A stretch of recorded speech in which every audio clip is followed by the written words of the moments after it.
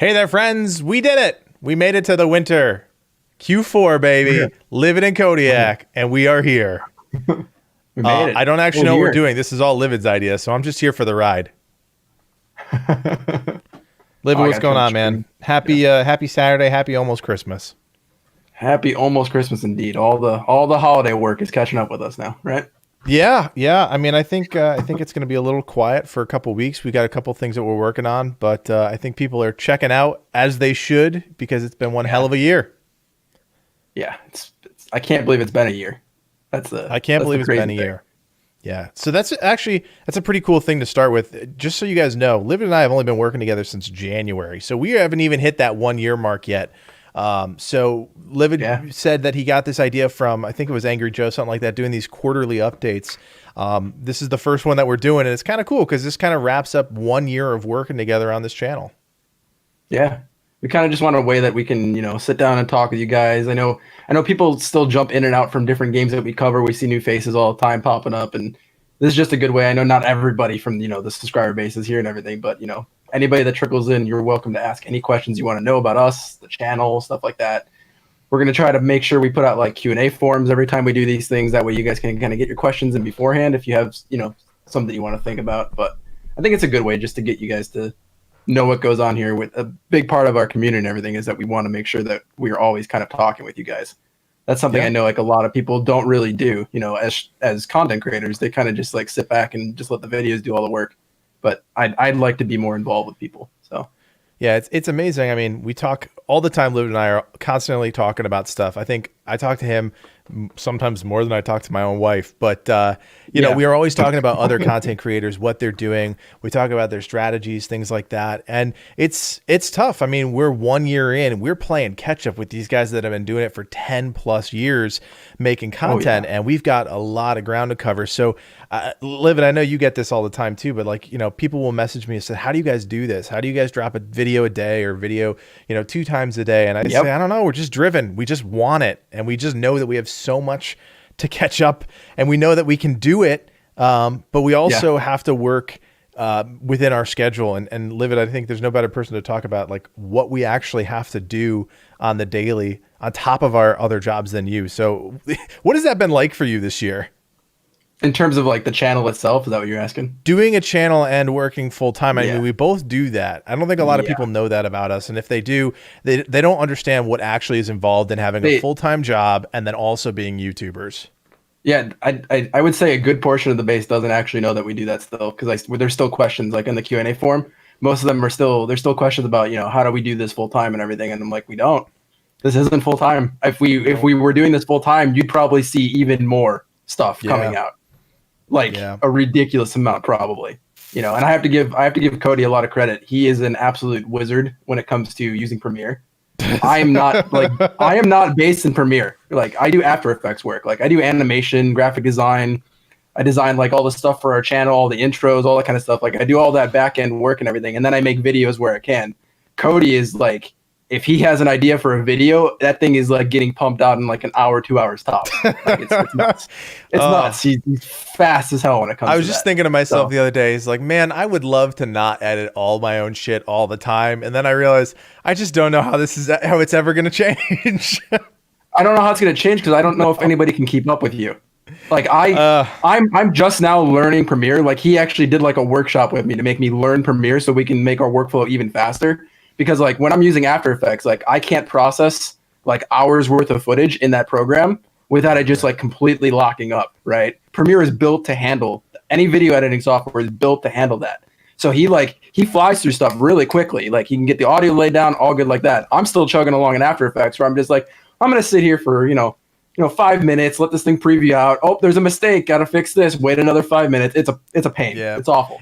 It's amazing because when I started, so I left college. For those of you who don't know, I left college with a degree in sound recording and engineering. So like completely not doing anything related to well, I kind of am, but not really. So like I left college having all these dreams of like going to work on movies and being like post-production audio, stuff like that. And then all of a sudden this job in TV opened up. And I was like, all right, whatever. I need a job. I just got out of college. Like most college kids that are, graduated around like the 2008, 2009 era, 2000, 10 to 13 era. Like we had debt, we needed to pay off our debt, and we just needed to get to work. And I think that's going to be like this thing of our generation. But anyways, TV opened up a lot of opportunities, and one of them was editing. And being a video game nerd and coming from like a World of Warcraft background where I was constantly keybinding things and using things like that, like editing just was so easy for me because I'm, you know, setting up keybinds and it's like, pop, pop, pop, pop. How did you do that? You know, I see people clicking and dragging shit and I'm over here, you know, using a string of keybinds. And it's just amazing how the video games have helped with the actual skills. And then now the skills are going back to work on the video game. So it's been this kind of crazy full circle thing. But Liv, your background in audio is fantastic too. Like your background in audio is like, very nice. It's nice that I still get to use that, and I can prove to my parents like, hey, we made X amount of dollars this month doing YouTube. Like, you don't worry, your bucks did not go to waste sending me to school. They didn't. Yeah, I mean, I think a lot of people undervalue though how important audio skills are. Like, I don't have any audio skills when looking at that stuff, and you're all the time. I'm just like, wow, okay, well, we'll do it that way. Okay, I'll buy this. Okay, I'll set this up. It's really been the perfect combination of skills and personalities. Like you and me together for a year. I mean, yeah, we have our little things where I'm like, hey, we need this. And you're like, no, we don't need that. But like, other than that, like the skills work so well together, guys. I can't even describe to you when I'm like, hey, I need this thing. I just send it to him. I know he's going to do it well. I know it's going to get to me by the morning when I wake up. And then it's just crazy. I mean, there's nothing better than having a good partner, especially when the partner knows so many different assets, like facets of what we do on a daily basis. But I think you glanced off the original question because you didn't want to answer it. Like, how hard is it really to have a full-time job and actually do this? I'm gonna say personally, it's awful. Like it's a ton of time. Like me personally, like Cody and I work in the same kind of like field. Like we both work in news for the most part, right? Yep. So, but you are on a different aspect of you're more editing and producing versus I am like all about doing editing and graphics. And like my job every day goes from a minimum of 8 hours to sometimes upwards of 14 to 16 hours a day. Like I'll have to just stay late because somebody decided to call out. And we're so like understaffed at work that I have to continue to put on like all these big graphics packages and everything. So I'm like, from the moment I wake up usually to the moment I'm going to bed, I'm literally like making graphics. And like, thankfully, like that's what I went to college for, was to really study that kind of stuff. And, you know, I went to school in a program that was catered towards working in the field versus like, you know, versus the general art degree where they kind of like teach you these things, but they don't put in practical application. Like I had professors that worked in like the really fast paced commercial industry. And like we would have projects where they're like, okay, you have to design an entire show package, all these graphic elements, everything. And we need that in 2 days. Like that's the kind of turnaround that we had when I went to school. And I can say like the skills there have made it like both easy to transition into, you know, doing like the news work that I do and on top of doing this. Right. Yeah. I mean, like the news background is actually, I think we undervalue it because it frustrates us so much, but like the deadlines in the news world are just insane. I mean, they're just insane. And the fact that we can go from, you know, the stuff that the skills that we get to making videos and still doing our full-time jobs is kind of nuts. Yeah. Yeah. I mean, I spent a lot of time, like when I originally was going to go to college, I actually wanted to go for game development. Like that was my all-time dream job. But back, you know, same time as Cody, when we were both going to school, that's kind of, I don't know if you guys like remember this point in time, but it was when a ton of game development studios just tanked. Like they just all went down. It was like during like that economic recession, right? And it was like a bunch of studios just went down, and all of a sudden the entire like gaming industry was like flooded with like top tier talent. And it's like at that point when you're just going to school and you're just like, that's probably not the best idea to go into at the time, even though that was like my dream job. I like hard pivoted to just doing graphics and motion graphics and visual effects. Like I just hard pivoted that because I'm like, if I need to, I can freelance. Whereas like with a game design job, I can't freelance. You have to find a studio to go work at, you know, because like people can kind of do stuff on their own, but it's going to be way too hard to do it on your own compared to working with a team. All right, let's dive into some of these questions here. I'll just take the ones in chat here. Dragon, my man, what's up? Good to see you in the chat. We're gonna start right now. I'm gonna hit these two questions here in the chat, and then I'll have Livid take the first couple on the form here. So, first question coming in from Pickles is, what do you both do IRL, and do we live relatively close to each other? Pickles, what's up, man? Good to see you. We do live close to each other, which is great. Once COVID is over, I think we have a lot more plans to get together more. We've met one time in real life, and it was awesome. We had some great food, and and in IRL, we both work in news. So Livid works for a network. I work for a local station. Kind of similar-ish jobs, but like Livid said, he does more of graphics and editing, and I do more producing and editing, and more like kind of like creative concept stuff. So it's very That's similar. Where we cross over. Yeah, we cross over there, which is like where the producing of a video and the graphics of a video, like it literally all works really well towards being a YouTube channel. So it's pretty cool. Pepsi Man, good to see you in the chat here. Could you guys maybe try out Hollow Knight and start a Let's Play series on it? So look, let me tell you about Let's Plays. I think I have told Anthony, hey, we need gameplay. We got to do gameplay. And we've just never been able to do it. And a lot of that comes back to we're not full time. It really does. It comes back to there are only so many hours in the day, and we are constantly trying to pump out videos, trying to grab attention, trying to grab new audiences. Let's Plays, or in our case, we call it Zero to Hero. That's the series. That's what we want to do eventually with the channel. Like but we need to be in a place where, and this is such a multifaceted thing. Like we need to be able to make videos that sustain us, that also allows us to build our personalities. Like doing a video is great. We can get information to you guys, which is what we really want to do. But the Let's Plays are where you really start to get to know the people behind the channel. And that's, in my opinion, that's super important. I know that's important to Anthony too, but it's just a matter of time. There's just there's not enough time in the world. And the problem also lies in that like Let's Plays, they aren't like the most discoverable thing, right? On YouTube, you put out a Let's Play, there's 1,000 other channels putting out Let's Plays. And like that kind of like, you know, thumbnail and those kind of content, like even though we try to make like the best thumbnails we possibly can to really grab attention, Let's Plays don't hook people like a guide does or a review does or stuff like that. And the whole goal initially is for us to build up, you know, our channel to a point that we have a large enough base that then those videos then can become sustainable. And when you get that initial flood, like that's why we always say, like when we ping everybody in our Discord to like go watch the video, we try not to be annoying with it, but the whole reason we do that is that first hour that a video goes live is like the most important time for that video. The more views you get on a video during that time, the better it feeds into the algorithm and spits it out to other people. So like with Let's Plays, a lot of the time people don't really care about those things, and those get such low numbers that they just, you know, they just fall by the wayside.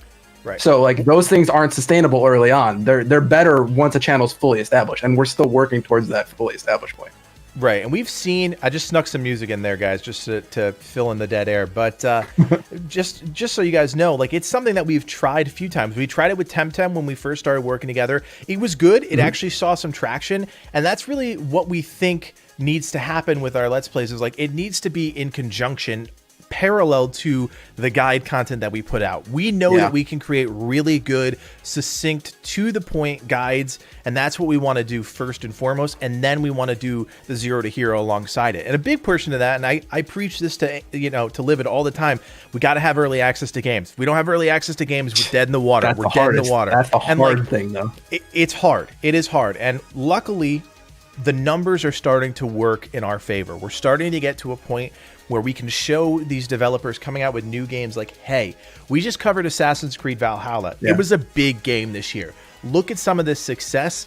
Give us that early access. Let us make that content early, and we can do it. And that's so huge for us when we're, you know, not full time. When we don't have the time to dedicate to a game to play it when it comes out like everybody else, when there are content creators that are getting 2 weeks ahead of time. So it's all about growing our community, growing our base so that we can do the early access, so that we can do more content as well as the Let's Play. And to get back to your original question, Pepsi, about Hollow Knight, we actually talked about Silk Song the other day, making that a big attempt for us as a channel when it comes out. It's a perfect game for me. I love Hollow Knight. I'm really excited to play it. I don't know if Ant's going to play it, but I'm sure he'll at least check it out. I might be interested. It's kind of up my alley in terms of like the difficulty. So that's difficult game, really great developers. So yes, it will definitely be part of our moving forward plan. I don't know if we'll go back to Hollow Knight though.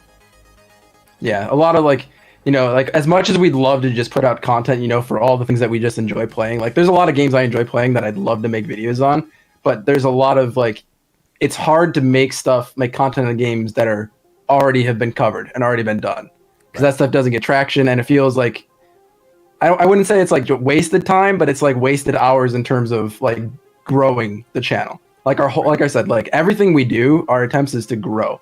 Like every single thing needs to come out and grow the channel. Even if it gets one new person in there, that's like the main goal.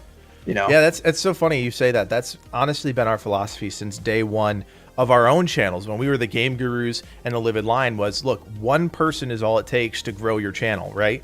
And so every time that we come up with a new video, we want to try and make it better than the last one, obviously, but at a quality point that you guys will, no matter what game you're here for, whether it be Minecraft Dungeons or Grounded, maybe you're interested in Immortals Phoenix Rising. Maybe you see his video, you know, the Worth Your Time video. You're going to know it's quality, and that's really where we're coming at. And if we get 5 new people from that, if we get 1 new person, it's a success in our opinion.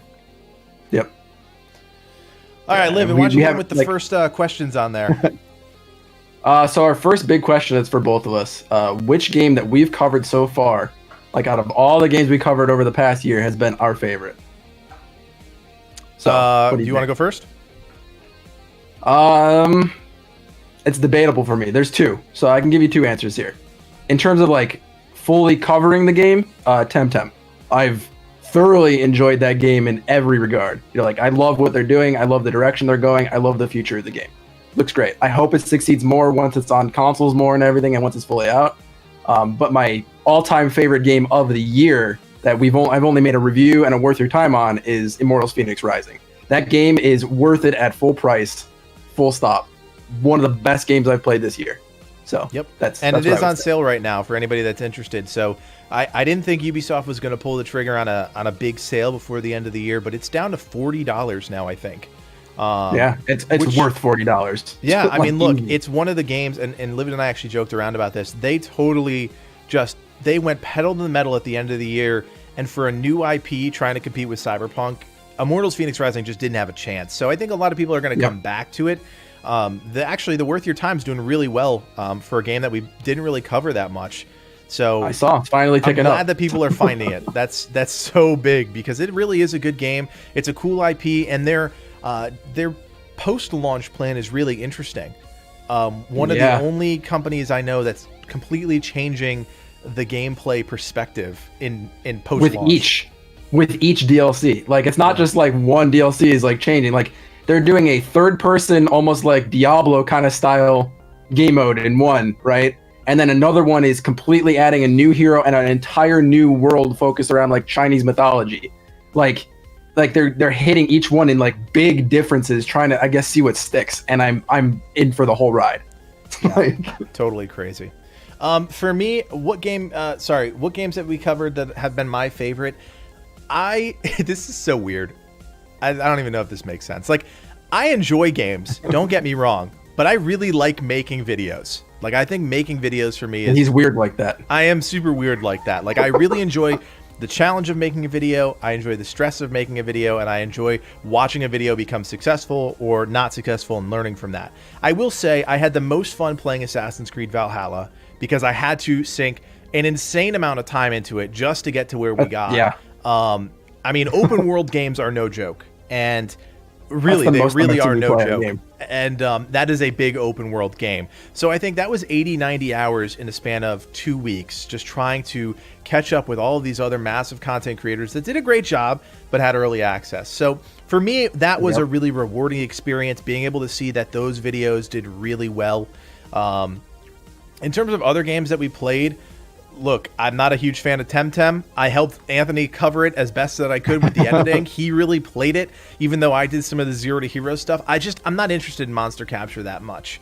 Other games whereas I am. Love it. Yeah, where he is. What other games did we cover this year? Jeez Louise. What was in like the early Minecraft Dungeons. Minecraft Dungeons is great. Look, for all the people that are here that are interested in Minecraft Dungeons, go watch 4 a.m.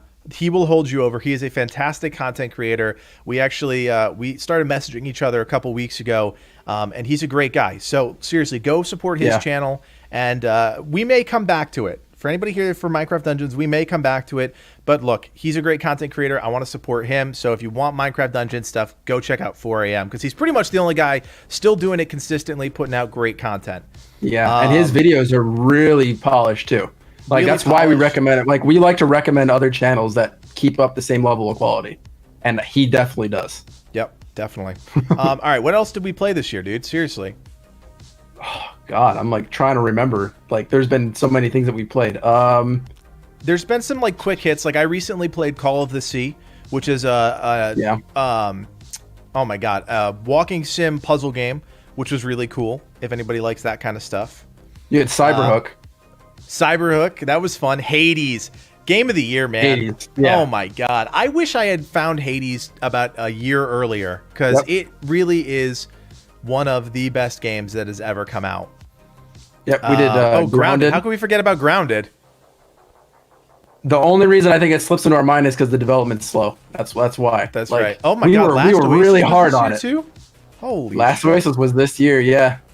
That game, I don't even know what to say about that game at this point. About Last Oasis. It's Last Oasis kind of was like such a great concept, and just I still think it's a great concept. I just don't think that they're properly addressing the issues with the game. Yeah. That's the big problem. Going back to what Juan said here, Juan, thanks for hanging out with us. Grounded was a really fun time because it was the first time Anthony and I actually got to play in the same game together and make content for it. And we that was really our first inkling of what would happen when we kind of divide and conquer with the game. He did a few things with building that were really successful. I took more of the, things you need to know approach to the guides. And that's exactly what our plan is for Hightail. And that was really a test case for us as to what our Hightail content could be. Because once Hightail comes out, you guys know that we're huge fans of that game. We've both covered it individually on our channels. That's kind of the reason why we're together as Legacy Gaming is because of our love for that game and making content for that game. Yeah. I'm gonna tell you right now, everybody here, no other channel is gonna keep up with the speed at which we put stuff out. Nope. It's just not gonna happen. We have a lot of stuff that we have planned for Hightail, so you will have your complete. You might as well just put a drip feed into your veins with Hightail. That's right. I mean, I think for a while, obviously this is not going to turn. Legacy Gaming is not going to become Legacy Gaming, the Hightail channel, but there will be a healthy chunk of our time spent playing that game, making content for that game, because we're just excited about it, and we see there's a future there. But I will tell you, Livid knows I have a new obsession. It started yesterday.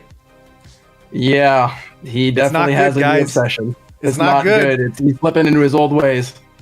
So I'm working on a video tonight, probably going to release it some point tomorrow, about a new League of Legends, League Universe MMORPG.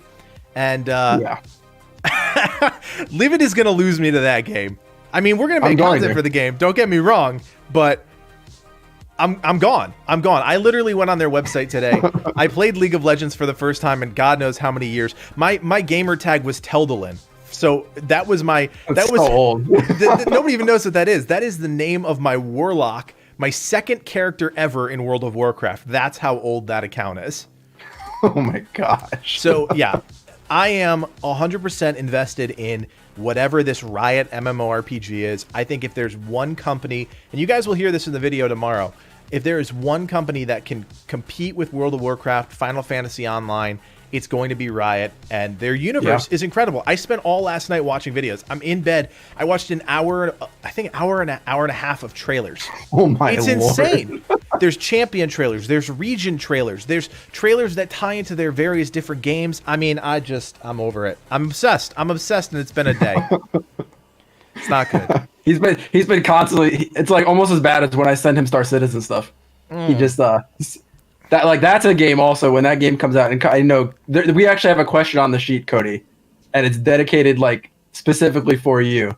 It says, why won't Codiak give Star Citizen an actual try? Look, one, I don't have a computer that can play it, so that's a big part of that. That's a fair point. That's a fair point. Two, I'm not that interested in space stuff. It's just a God honest truth about me. I'm just not that interested in flying spaceships, landing spaceships, exploring planets. Like even Mass Effect. Like I liked Mass Effect, but it never captivated me. Like I don't know. I'm trying to think of a comparison. It's good. The third reason is I think the amount of money that people have put into this game as a crowdfunding platform and stuff is very sketchy, and I just don't know. You can't get over that. I just can't get over that hurdle. Like people are spending tens of thousands of dollars on ships that for a game that's not even out, and then the ships break, or it's just not in my DNA. I'm a super frugal person. I'm a stingy person. So it's true. He's very, very stingy. I just don't like spending money on things that I don't know what the payoff is going to be. So for me, look, I promised Ant that when the game comes out, when it's done and ready, I will play it with him. I will help him get footage, because I know there's a lot of cinematic tools in the game, which I'm excited about. Yeah. But in terms of me loving this game, I don't know if that's ever going to happen. Yeah. So I mean, for him, like big MMORPGs are going to be his like major play. Like that's what he kind of wants to be known for, I'd say, right? Because that's like your jam when it comes to game genres, right? Yeah. For me, like I love anything space related, MMOs, RPGs in general. So like Star Citizen is going to be a huge play for me eventually too. Like I don't want to cover a lot of the content on the game when it's in still such an early state that it won't, things are going to change so drastically that the guides I make are going to be useless for people. You know what I mean? I hate when that happens and I have to make, here's version 2 of the guide, here's version 3 of the guide. I don't want to do that. Right. That's I want to make the biggest challenges of not having like a gameplay component to the channel. Going back to that question, it's like when everything is in like this early access or alpha or pre-alpha or pre-beta, whatever. It's so hard as guide makers and like gameplay like helpers to make content like that. It's just hard. Yeah. Yeah, I think we have a few more questions in the chat. Yeah. Let me hit this one. Frotaku. Livid, I'll give this one to you because you know more about this game than I do. What do you think about the game called No Man's Sky? It was a game that came out years ago that was kind of like a Subnautica grounded mix, but in space. What do you think? Yep. I followed that game. I still actually follow the game and what it does. Like I haven't actually played it, but I still like follow and watch all the news updates. I still watch other creators that make content and everything. It looks like a really interesting game now. Like it's come way... It has gotten to a point that it is well deserved of the awards that it's won past where it originally started. And like for those that don't know, there is like an actual there's like a whole documentary on the process, like from both sides of like from the public perspective and from the development perspective, that show like why the game turned out into a state that it did. And apparently there was like a whole like in addition to like Sean Murray, the guy who's the main like director of the studio, like he did lie about a couple of things, but it turns out like they had a lot of their systems working. And their entire studio, when they went on holiday, flooded. And all their computers there with all their stuff. So they lost like a ton of their data. And they went through like a whole like data recovery process. They couldn't get all of it. It was only some of the stuff. So like the game was in a better state that they were going to launch in, but like this whole travesty happened to their studio that completely messed it up.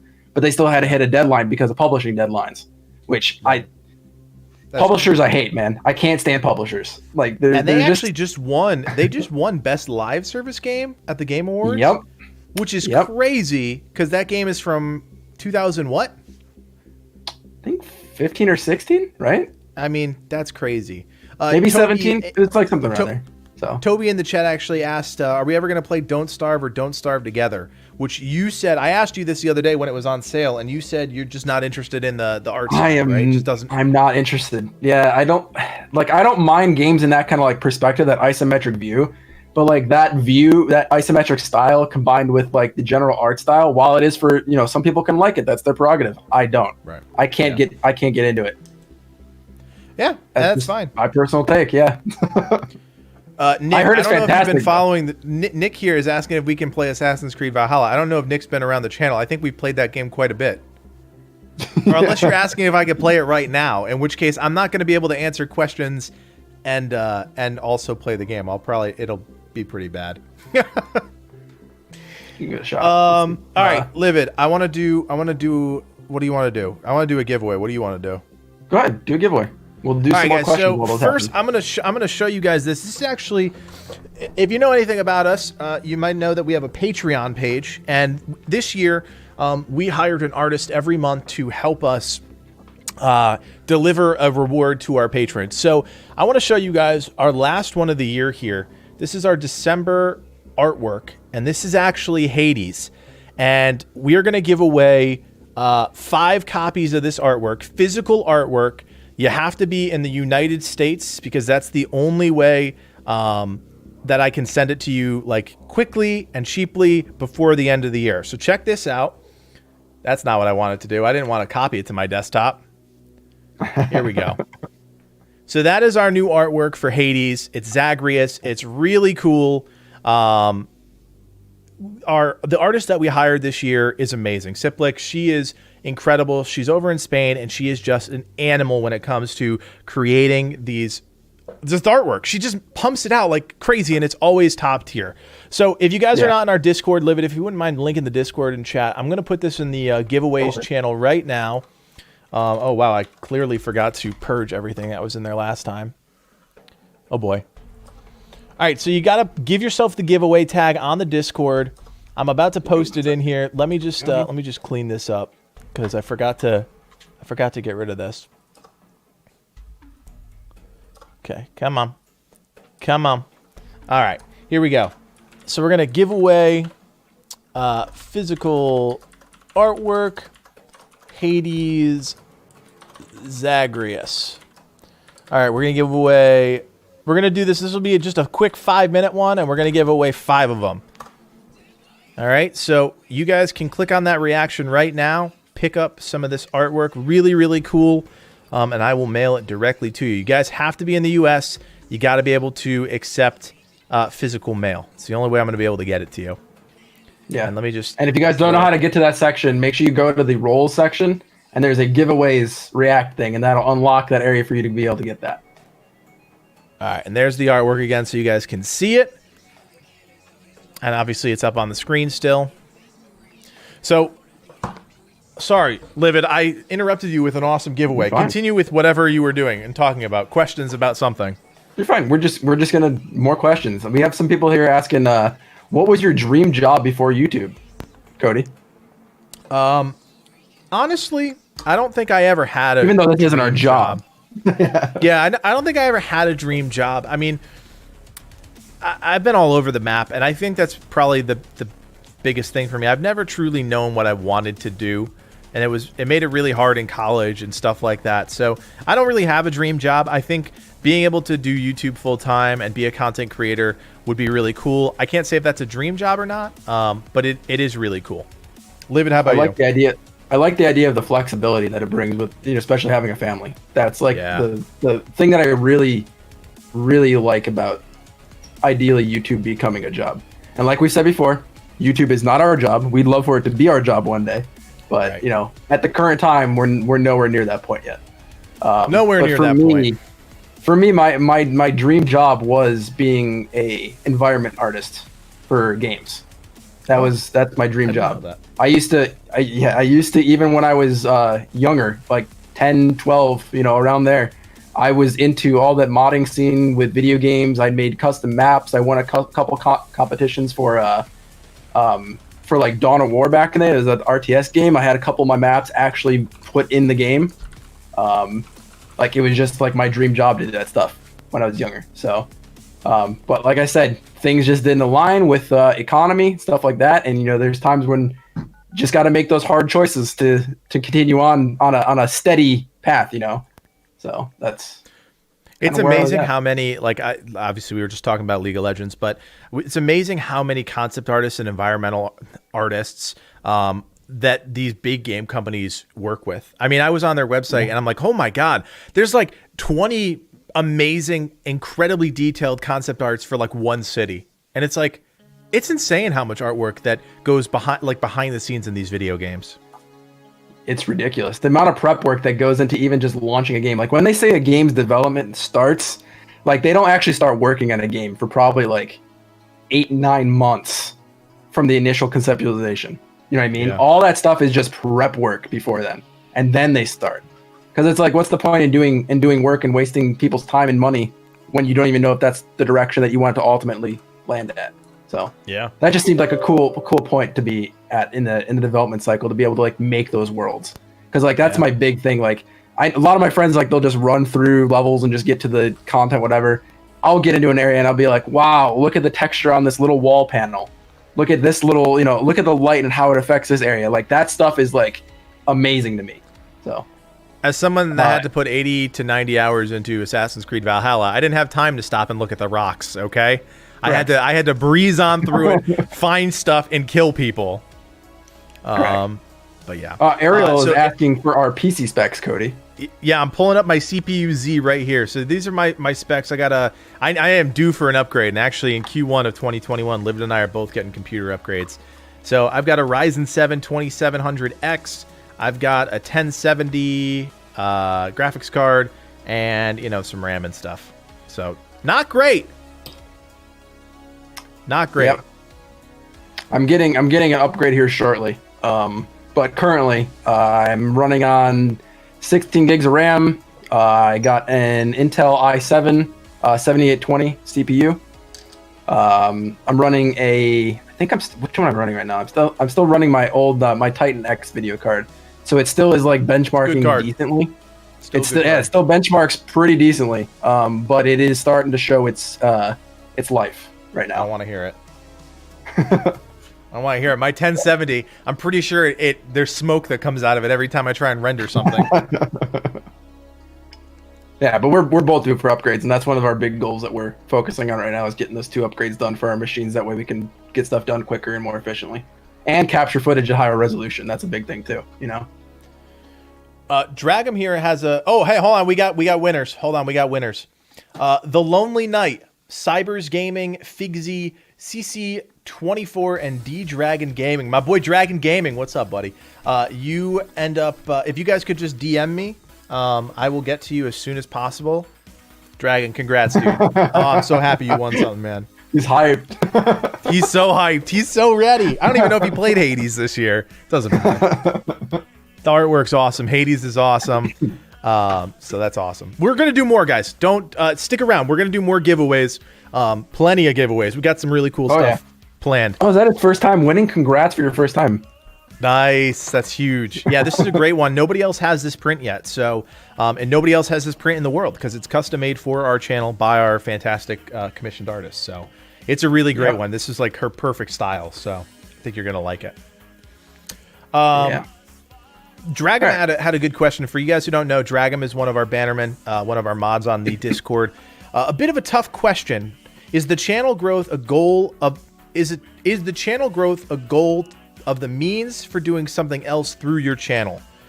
So I think what he's asking is our growth of the channel eventually going to spiral into something else? Is that what he's asking? I think that's what he's asking. That's what I would read it as. You can tell us we're wrong, Dragum. But I think that's what he's asking. I mean, Livid, you can take this. I mean, I think we both have goals for the channel, but I don't think we've gotten as far as to like solidifying them in terms of like eventually we want to do this. We've said out loud, but I don't think we have any plans for anything. Yeah, there's like larger plans that we'd love to do with the channel beyond just making content. We still want to always keep this thing making content for people and just helping people in general. But the general core of what we do here is we like to help people. So like we want to eventually spiral into whether that be really going hard on charities and really doing like, gaming for good and getting like charities done through our channel. I think that would be a really great thing to do.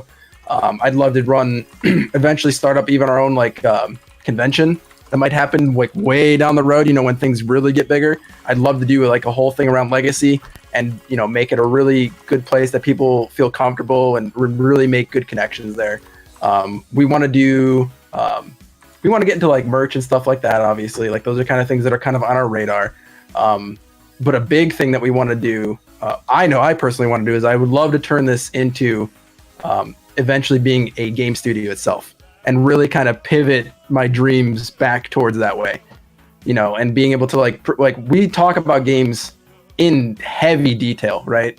And we're very critical of the stuff that we play, the stuff that we see. I feel like we catch a lot of issues with these games that I feel like a lot of developers just don't seem to get, because I think people get really caught up in that the game is like their baby and they don't want to compromise like what they originally thought for the sake of it being good for everybody to play. I think that's a big issue with a lot of developers, and I feel like we kind of get that aspect of games. Like what you always think is best is not always best, and you should be open to that sort of criticism and change your path, if that accommodates those sort of things. So that would be kind of like where we really see ourselves going. And I know, Cody, you had a few other ideas possibly too for things. Yeah, I mean, I'm so hyper focused on growth, and I think Anthony knows that about me. Pickles, thanks for the $5, buddy. Appreciate that, man. Pickles, thank you so much. Going right back into the channel, buddy. You know that. Right back into it. Yeah, so I'm so hyper focused on growth because, like I said before, we need the growth to get the early access. And as two part-timers that are struggling just be adults with our adult lives, Yeah. early access is everything to us. I promise you, I can say this without blinking, I know this in my heart of hearts. If we have the same playing field as all of these other big channels, we will dominate them. In terms of smoke them. content, we will be able to put out the best content out there. We will do the most thorough content, but we have to be on equal footing with everybody else. I mean, we've seen that with games like Minecraft Dungeons. We saw that with games like Temtem. We can be successful and we can build up our community, but we have to be on an equal playing field. So hopefully in 2021 that becomes more of a thing. There's not a lot of big heavy hitting games that are coming out in 2021. Yeah. The first one out of the gate, Outriders, is one that Anthony and I are both really interested in covering. We think it's going to have a decent following in terms of people playing the game, so that'll hopefully kickstart our 2021 journey, but we'll see. Yeah, if we can get early access, great. Yep. So, Livid, hit him with the next question. I just got to answer a Discord message here. Yeah. So we have a question that says, would you guys consider starting to make VR videos? If not, why not? So there's a lot of things that go into that. VR, while I really do appreciate the medium for what it is, this is me personally, Cody can have a different take on things. While I do very much appreciate the medium in which it's in, I still don't think we're at the point where gaming rigs, for the most part, from people in general, and the games themselves are at a quality level that don't immediately rip me out of the experience. I really like things to be polished, and I feel like they're still very clunky, and it feels always like early access to me, if that makes any sense. The other big thing that comes along with that is, with VR, you need playing space. And currently, I am stuck in an extremely small New York apartment that is about to get even smaller soon. If because my wife and I are starting to look for a house and everything, but it's about to get smaller because little does everybody know here, I just want to say we are having a kid on the way soon, so gonna be a dad. First legacy baby. Yep. Shit. So gonna be a dad soon. Sorry. So that's also got to be something that I'm going to be balancing too. But yeah, I like VR. There's nothing in me that says I don't like VR. I really do, but we don't have the space. We don't have the time really to dedicate to covering that. There's a lot of setup that goes into it. There's just a whole bunch of mess around that I feel like as we get further into the development of VR, I think that might become a play later on. But depending on how popular it gets and everything, but I just think the overall space for us to focus on growth is not there. That makes sense. Yeah, I think VR for me, I've never tried VR, especially in its current state, and I'm not too wild about the idea of like trying to make that like a thing for our channel at this point. Like it'd be fun. It'd be fun to just do it, I guess, but like it's an investment, and it's an investment like it's kind of the same investment of a console, and I don't do console gaming. Like I don't have an Xbox, I don't have a PlayStation. Like I just find that to be a lot of money. When I could just do it on the computer. So I don't know. I don't have a really good answer as to why I don't want to do it. I just don't want to do it.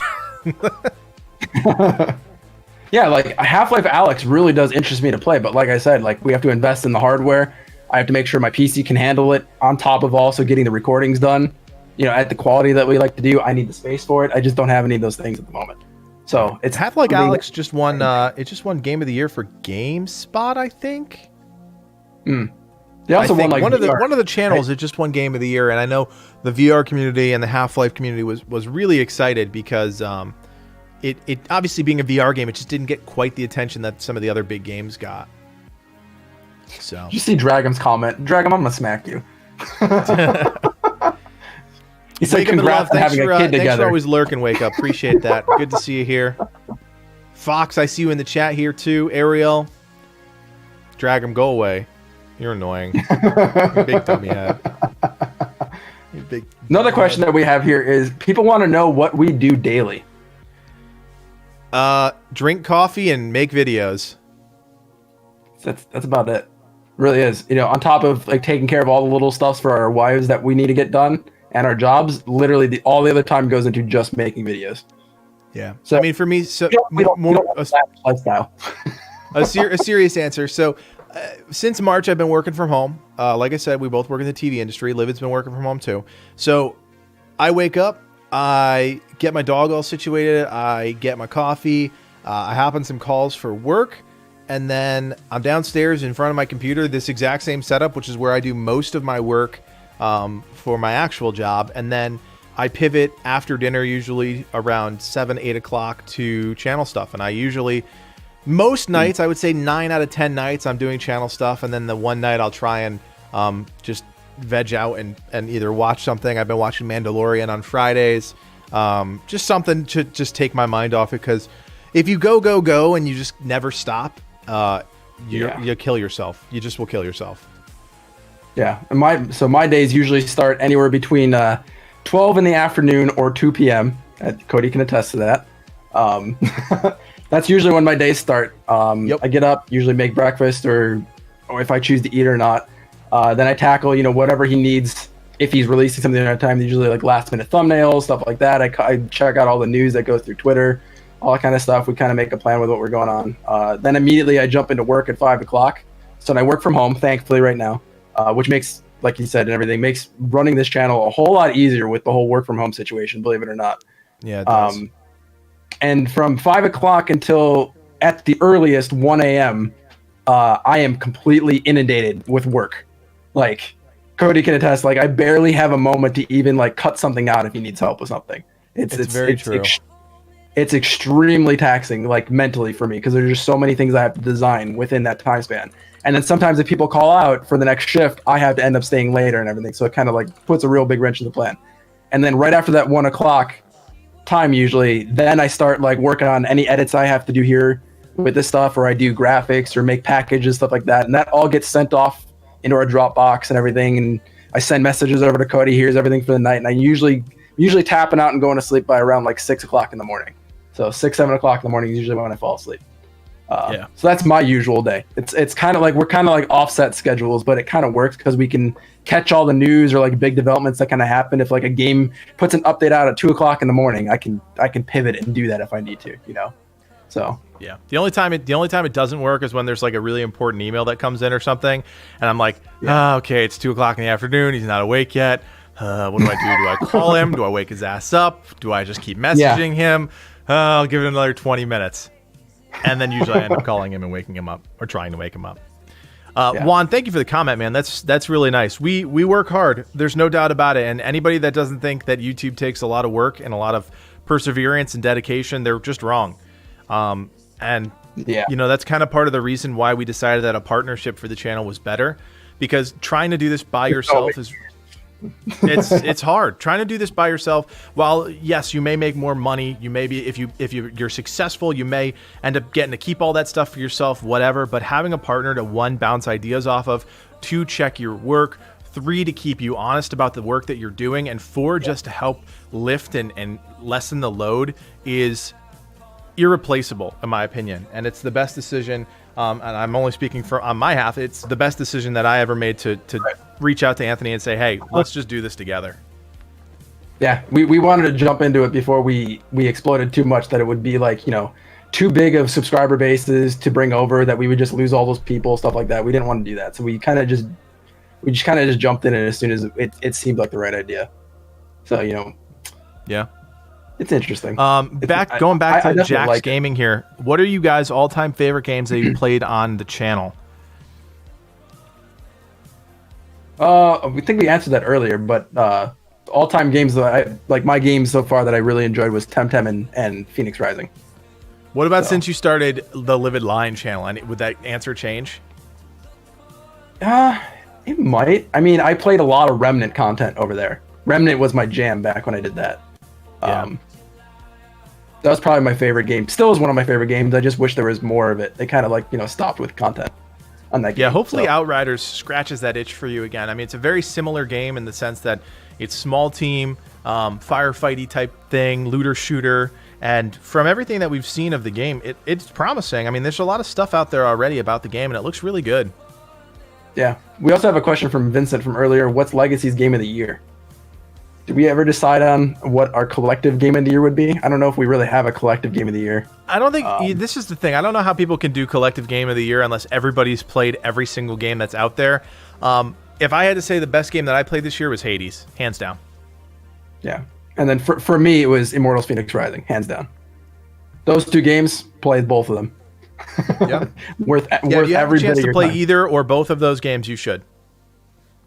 Click also actually has a question. If you guys don't know Click is the most fantastic moderator any channel could possibly have. Yep. She's full of puns, and she's the best person in the world. The best puns. The punniest of puns. She wants to know, though, do you ever wish that you could have started YouTube a whole lot sooner? Oh, that's and I think I know question. Cody's answer on that one. Yeah, I mean, I think so. Look, some things about me. I actually had done YouTube before I even started the Game Gurus, and it was a dedicated World of Warcraft channel that was based out of my guild. Our guild started a channel. It was called Exile Power. You can still find it out there. You can still see me doing videos in my apartment back in 2000, whatever it was.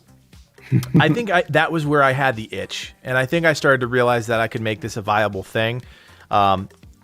Now having Anthony as a partner and working together, I wish the 2 of us had discovered this 10 years ago, and we would have 5 million subscribers if we had been doing this for 10 years.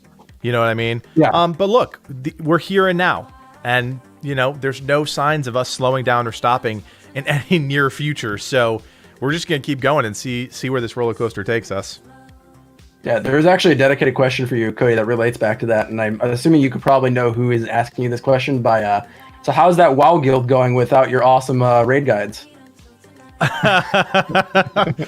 Look, I love World of Warcraft, and I loved World of Warcraft for many, many years.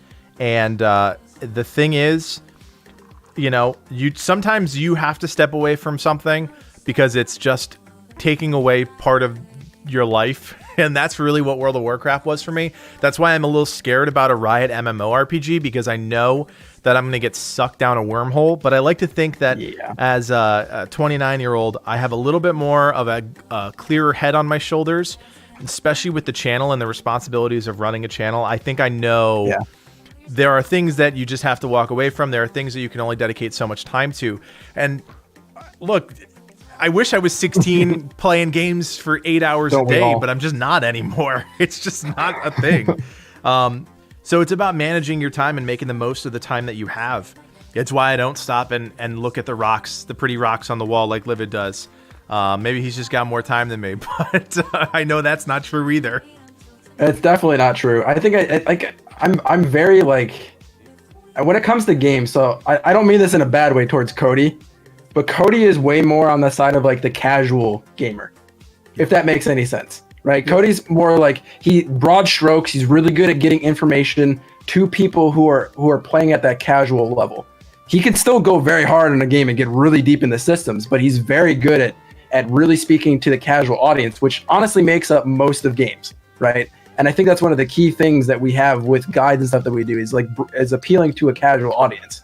I am more so pivoted in the hardcore aspect of things. I try to do all those with Destiny, I do the day one raids. With any game, I try to do the hardest difficulty, the absolute most punishing stuff, and I like to show gameplay from that perspective because I think that's the most entertaining of people just getting frustrated. And I like it. I like getting frustrated at games, but in an enjoyable way.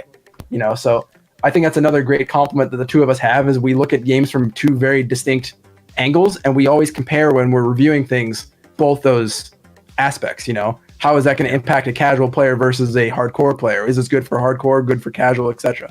So right, I always have to explain that and Livid just alluded to it. Most of the people that are playing games are casual. Most players that play any game are picking up a game either for the first time or they're a fan of a series or something like that. And there's a place and a time to be a hardcore content creator, but for the most part, with the content that we want to create, we just want people to have a better experience with their games. And look, we know that the hardcore players are going to be the saltiest ones out there. They're going to be the most hypercritical of our content, and we see that all the time. We have comments on our videos, and we read our comments, and we don't like to let them shape our future content, but we look at those from the perspective of we need to look at everything and learn and grow from that. So when we make a mistake, we say, hey, we made a mistake. We pin that comment. When we say that somebody's found something better, you say, yeah, you're right. That is better. That's what being human is about. I think that's what makes us better content creators than some other people, is that we're willing to say and learn and do anything to reach that next level, whatever that next level is. For me, I like talking to a more casual gamer. For Livid, and the perfect example is this: Livid spent 4 or 5 hours on one boss and Remnant from the Ashes. I would have been done after a half an hour. I've been like, nope, I'm figuring out something else, and I would have figured it out a different way. So again, it's about that complementary relationship that we have. Vincent's got a question here. With the mixed reactions to Cyberpunk, do you think game devs will change in 2021 and beyond? No. You want to take this one from the top, or you want me to start? I mean, we can both go. I mean, my short answer is no. I don't think they'll stop, because the whole issue is publishers. That's the main story, you know. And I think you could speak at it from like a producing perspective, Cody. You might have a better take on it, but why publishers are the way they are and how that really does affect like game dev, you know? Yeah. My real thing is not so much from a publishing answer, but a marketing standpoint. The game is the most marketed game that has ever come out, I think, ever. Millions upon millions of dollars marketing this game. And then they got hit with delays. Then they got hit with COVID. Then they got hit with crunch. And all of those things, you have the marketing team. And I know, because I'm part of the marketing team from what I do. I'm like, okay, what can we talk about? What can we talk about? Is it ready? Is it ready? And so there's all of this pressure to deliver an experience that's not ready. And look, there's a lot of sketchy shit that they did too. Not giving people access to their game on previous generations of consoles. That was a big deal. And you know what? They are going to get called on their bullshit. They're getting called on their bullshit. And hopefully they pull a No Man's Sky and they buckle down. They say, yeah, we messed up, and they fix their game. Now, it's not No Man's Sky because it's not like a massive multiplayer game, but the fans that bought that game, one, they deserve to get their money back if they don't want to play it anymore. And two, they deserve to have a fully fleshed out game. So hopefully 2021 for CD Projekt Red is about fixing their game. But to answer the original question, no, I don't think anything's going to change, sadly. Yeah, I don't think anything's going to change in the game industry. It's going to take the unionization of game developers, which is a thing that doesn't exist currently. There are no game development unions. And until that happens, there's going to continue to be crunch stuff. There's going to continue to be bad things that happen at studios. Like, that's part of the reason I'm partially glad that I didn't, in a way, end up working at a studio. I would love for this to position ourselves to be the people who are running a studio, to treat people fairly, you know, in those regards. So I don't think things are going to change until something really, really happens. You know, I think there's a lot of really bad practices, and they do need to change, but I don't think they're going to until a studio really does set that example.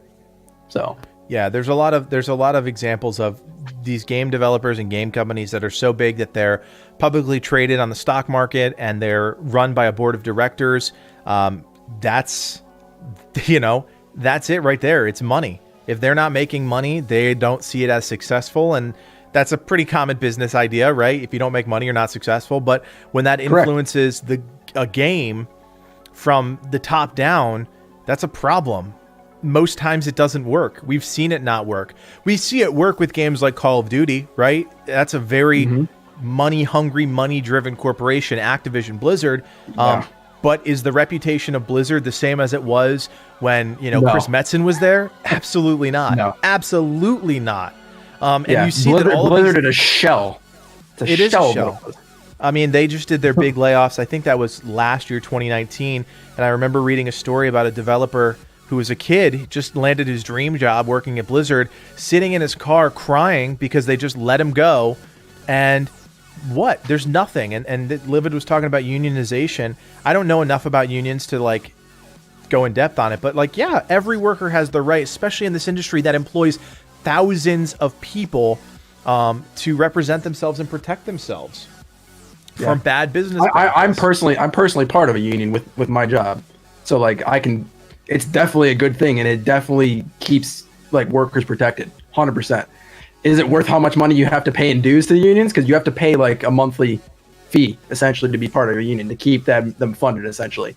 But It's a pain. I mean, it's just something that, companies will go out of their way, man, to essentially union bust. If a bunch of people on the floor of a game studio are like, hey, yo, we should form a union and do this kind of thing. In the process of that happening, companies will literally hire people, pose them as being employees, and those employees, their sole goal is to go there and break up those unions from happening. Like, it's a thing. It happens. I've literally witnessed that happen.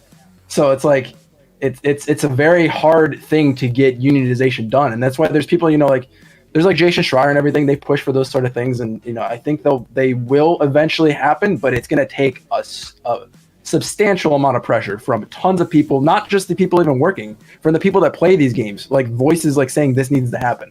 That's what it's going to take. Yeah. Let's answer some more questions here. Dankorps, hey guys, I was wondering if you are likely to keep variety content or merge to mainly Hightail when it comes out. Maybe make a second channel. Look, I don't think there's any doubt that we're going to start doing a lot of Hightail content, but the power of having two of us is that we can focus on multiple things. So at the beginning, we're going to go hard on Hightail. Hopefully it releases in a way that we're not focused on 9 other different things.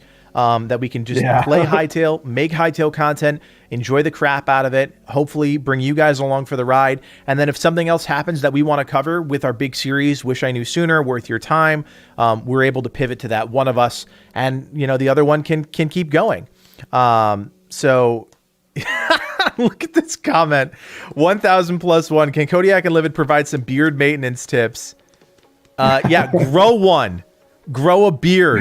It's the best thing ever. Trust me. My beard is not very well maintained. I have stuff for it, but man, I just don't have the time of day to even sit down and do that. Like, it is ridiculous. Once you guys, like, I don't know how many of you are like full on adults and going through careers and all this kind of stuff, but man, once you hit that point and just like household responsibilities with wife and gonna have kids and taking care of the apartment and jobs, and there's just not enough time in the day to even properly look at my face and go, hey, I need to take care of this a little better. I subscribed to Dollar Shave Club when I was like 17, 18 years old, and I'm pretty sure I still get those things like every couple months. And honest to God, like I've always had a beard. I've always had one, and I love it. And the few times that I've shaved it, it looks ridiculous, and I hate it. So I'm like, you know what? The beard's sticking around. I don't care if there's gray in there. I don't care if there's red in there. It's part of me at this point. I think D-Dragon. What type of videos are you thinking of making on Hightail? So this is a topic that we're not exactly comfortable talking about just yet, because we still want to kind of hold those cards close to our chest with what our coverage plan is. Right. Just know there will be a lot in a lot of different things. Yep. I can't give you more than that. It's going to be a big game that's covered by a lot of people, so we're keeping our cards close to our chest. Just know it'll be good content. Yeah, and it'll be high quality. It'll be you don't have to apologize. It's a fair question. But there's just some things that, like, one, and Anthony was pretty veiled there. We don't actually know because we don't know the full potential of the game yet. But we know in our heads what we want to do with the game. Yeah. So, as they release more information, and Fox, I appreciate you saying that about us not making Hightail content that doesn't need to be made, because it's true. We just don't know enough about the game at this point. We're waiting just like everybody else. Yep. So, once that content comes out, I think you guys can look back at our channel and see the type of videos that we make, but we've got a lot more planned too. So it's going to be a fun time. That is for sure. I'm just hoping, and I say this to whoever will listen, we don't shill for games. If the game sucks, we're going to say the game sucks. Hopefully it won't. I think it won't. But we still don't know enough. We don't know. Some pretty pictures and some 20-second clips of gameplay does not show you enough about a game. Correct. If Hightail comes out, like, even though we've been pretty positive about it because we like what it looks like so far, if it comes out and it's bad, we're gonna tell you it's bad. We don't bank our channel on one game. Right. Like we're just like every other gamer out there. We want to play games, we want to enjoy games. And that's how we're gonna continue to run our channel. That's why we like the style of variety, because it lets us play whatever we enjoy playing. And if you guys want to come along for the ride, that's what we are opening to, for you guys to do. So, but a lot of people don't play just one game, which is really where we decided that we were going to start focusing on some other games. Is that gamers are people. They have attention spans, and you know, those attention spans and those interests shift over time. So if we decide we want to cover Wolfson one day, and then the next month we decide we want to cover Grounded, we can do that. And if people come along for the ride, great. If they don't, you know, we'll get them next time. And that's again, going back to what Anthony said before, you know, every video is an opportunity to get one more person to the table. So, yep.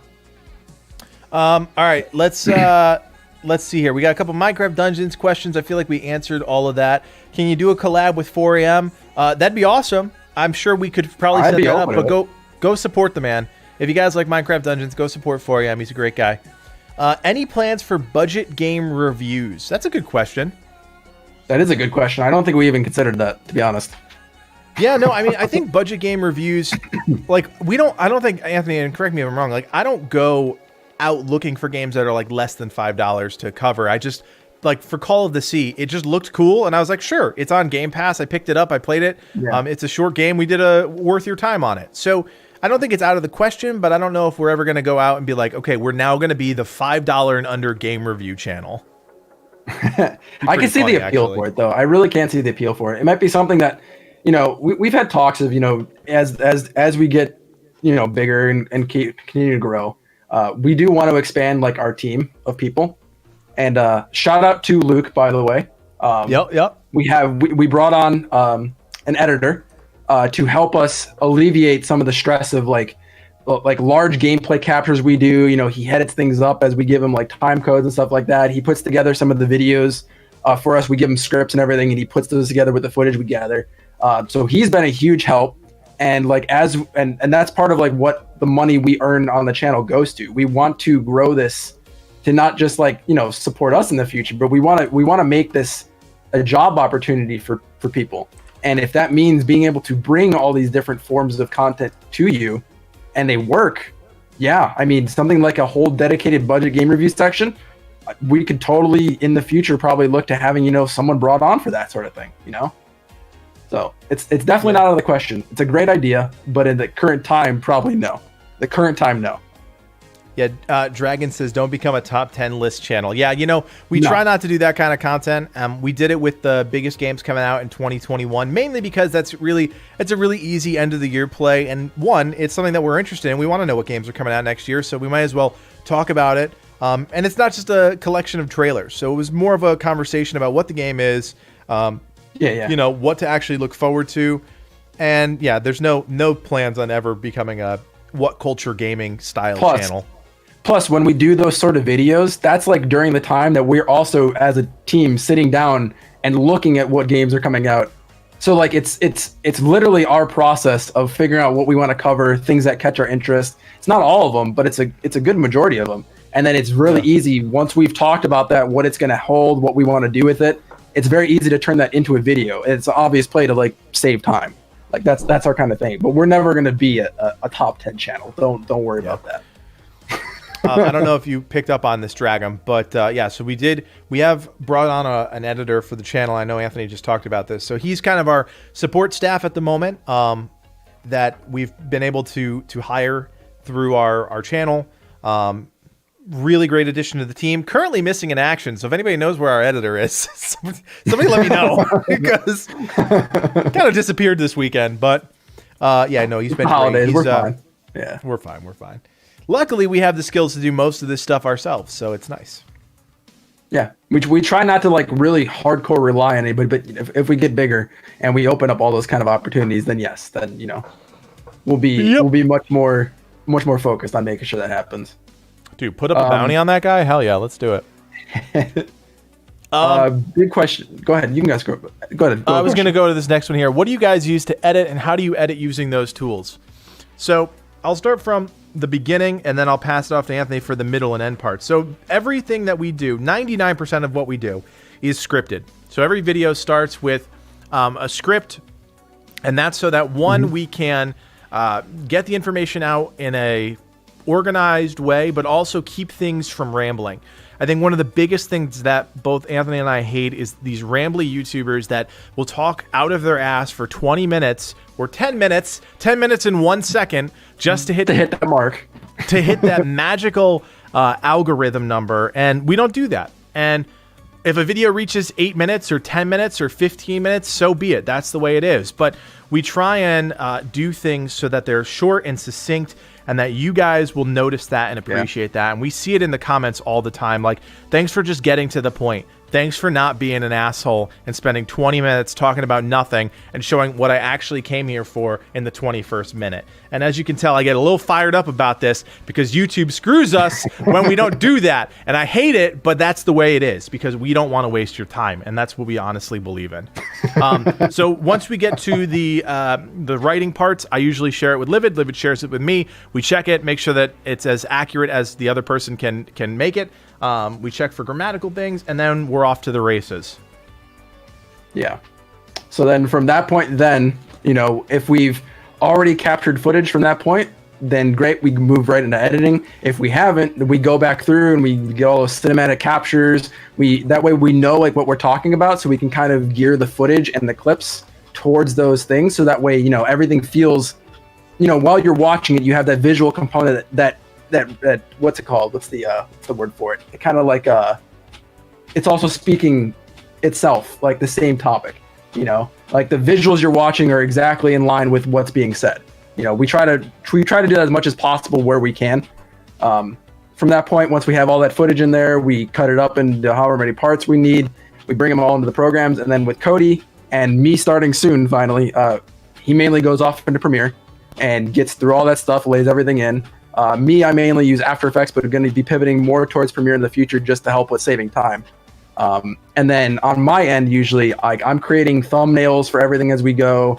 I make all the special kind of packages and themes that you see, like all the banners, transitions. If we do custom full screens, I'll pull artwork apart from our artist who makes our stuff, and I'll turn those into full screens. I make all the lower thirds, all that kind of stuff. So we make all those graphic pieces, we stitch all that stuff together, and then we render it out and we put it up. And then there's probably a solid, 15, 20 minutes of just doing the metadata for each video. Yeah, the YouTube part of it obviously takes some time too, getting it uploaded, putting the metadata in, making sure all the tags are right. But to go back to the gameplay thing, I want to show you guys, this is my timestamp chart for Assassin's Creed Valhalla. So while I was playing the game, this is part of the reason why doing Let's Plays is really hard. Because while I'm playing the game, I'm marking down every moment of my recording with every single thing that I did. And this goes on for 30 pages. This is 30 pages of notes for that game. And each thing is a cutscene, or me finding an item, or me unlocking an ability. And as you can see, it goes down, down, down, 30 pages, 62 recordings. Long play recordings ranging from 30 minutes to probably 3 hours. That is what it takes sometimes to be a YouTuber.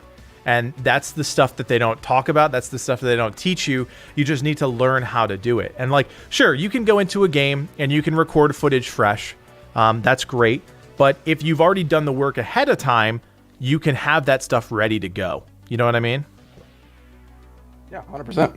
I mean, I do the same thing. I started doing that a lot more with the time code things on there. I mean, even when we're researching a game or we're playing it, we have notepads open constantly. We're writing down, like, we discover something, we go, wow, this is a really good thing to know, but the game doesn't tell you, you know, our classic phrase is write that down, write that down, write that down, you know, yep. Like that's where I really wish I knew sooner came from these moments where we're sitting here writing down stuff like, man, I wish I had known that sooner, hence the name of the series. Yeah. And it just helps that series does incredibly well for us. Because that's honestly what I think a lot of players experience.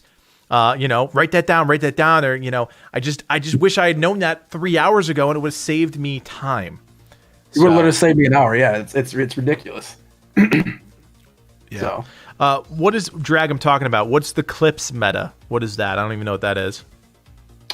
What are you guys talking about? Like gameplay clips? I mean, gameplay clips are always going to be there. Montages are always going to be there. Yeah. But it's not discoverable. Anthony was talking about that a little bit before. Like, if you want to learn how to beat somebody, if you want to learn how to find something, if you want to learn the gear that you need to get to the next level, we're going to be able to show you that. If you just want to watch somebody goof around in a game for 2 hours, well, we're not that channel yet. Maybe we will be at some point, but we're not right now. So, and that stuff is hard to discover. What do you type in to look for that, right? You know, exactly. Your favorite YouTuber, you know your favorite streamer. What do you type in? I want to watch somebody have a good time in Assassin's Creed. You know what I mean? What do you? Oh, he's talking about like people clipping up Twitch streams and just uploading it. I mean, that's fine. I mean, that's an extra revenue stream. Like they're being smart business people, right? Yeah, I mean that's what Tim the Tatman does, right? They take their stream from the day, their best game, and look, no shade to Tim, like he's an enjoyable dude. I like watching him, but it's business. It's business to these guys, and they play games, and you even hear them. Him and Nick Merckx will be, oh, we don't have any content. Like I hear that and I laugh because I'm like, you guys aren't making content really. You're just playing a game and then uploading it, and that's fine. That's what their channel is about. You're not you're not sitting down writing a script. You're not editing anything. You're just literally having a good time playing a game, and that's fine. People are allowed to do that.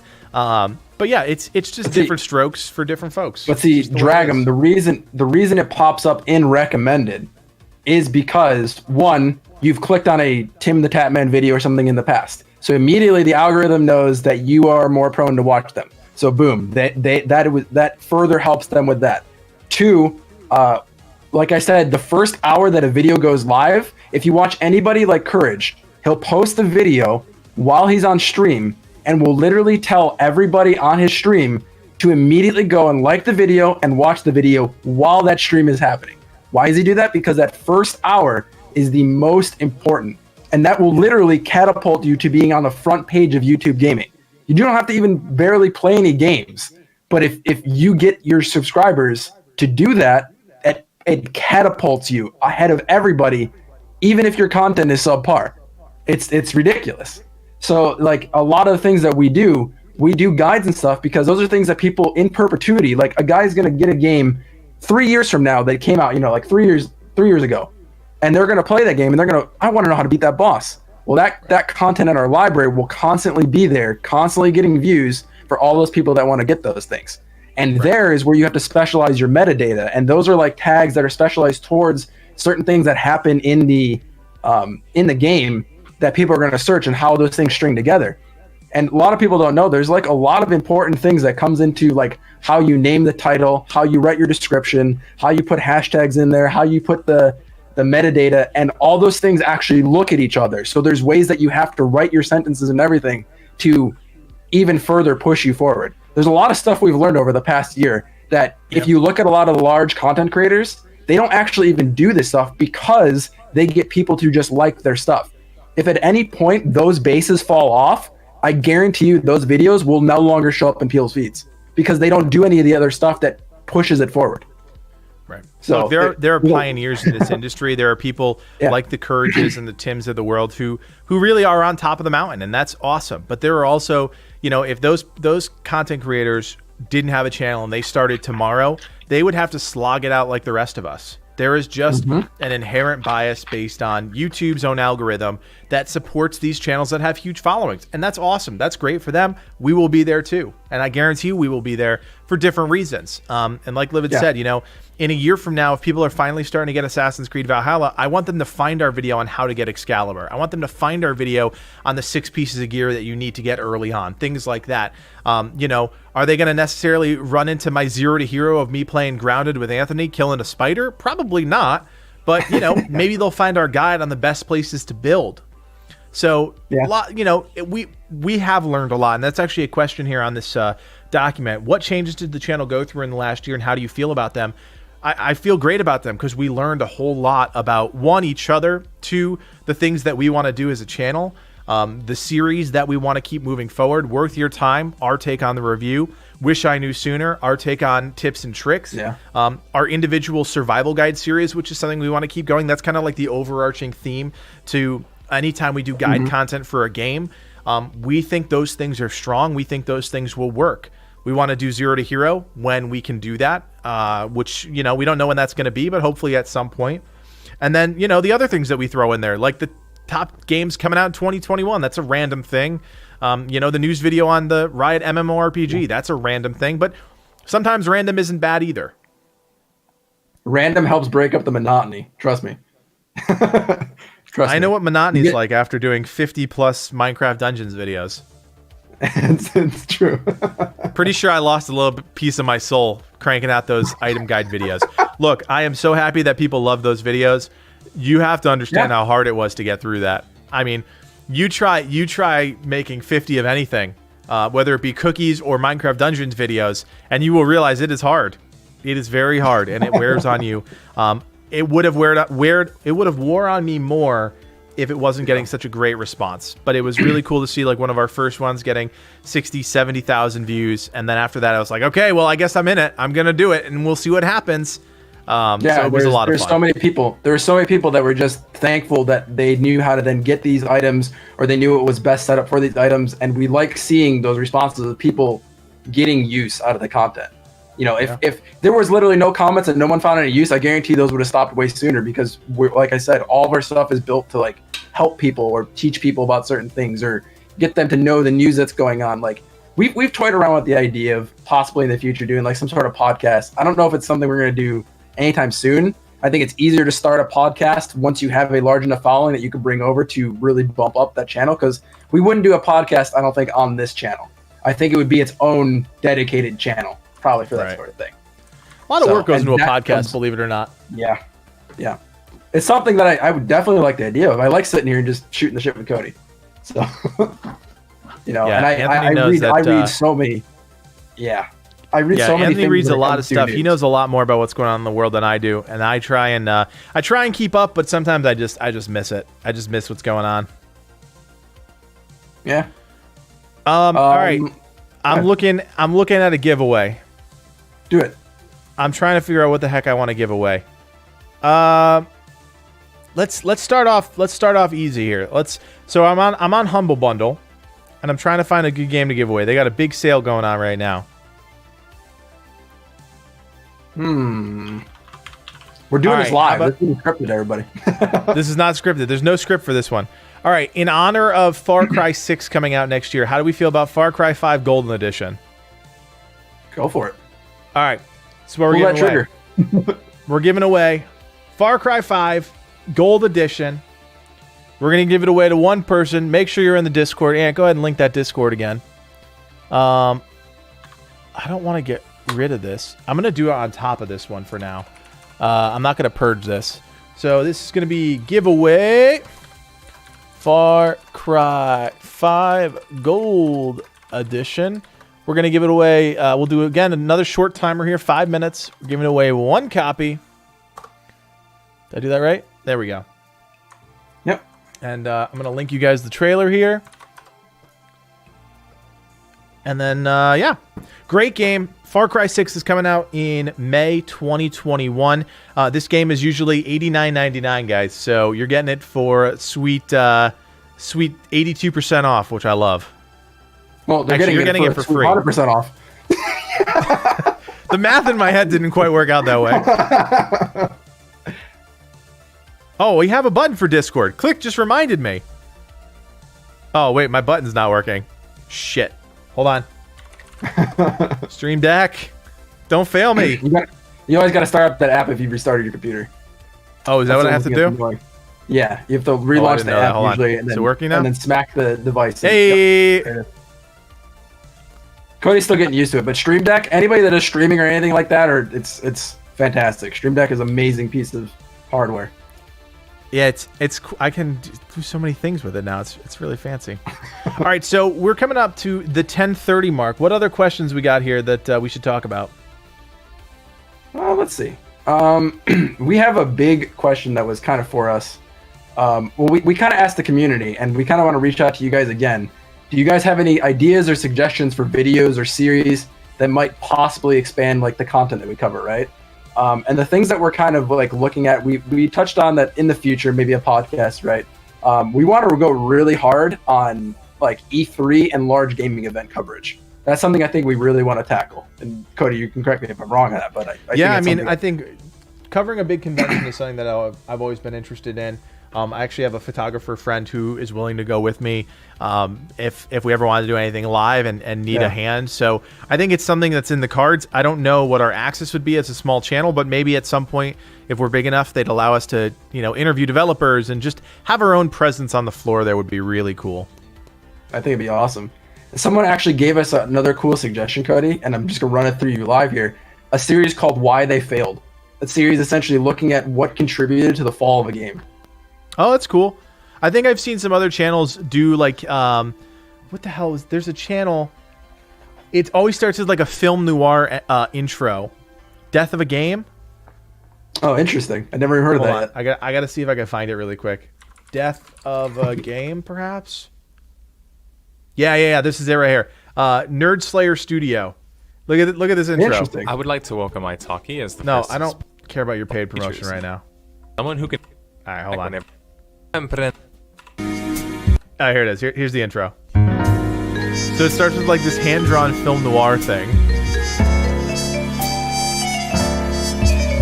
Oh, it's an ad, right? There we go. So then he goes into, Death of a Game, Marvel's Avengers.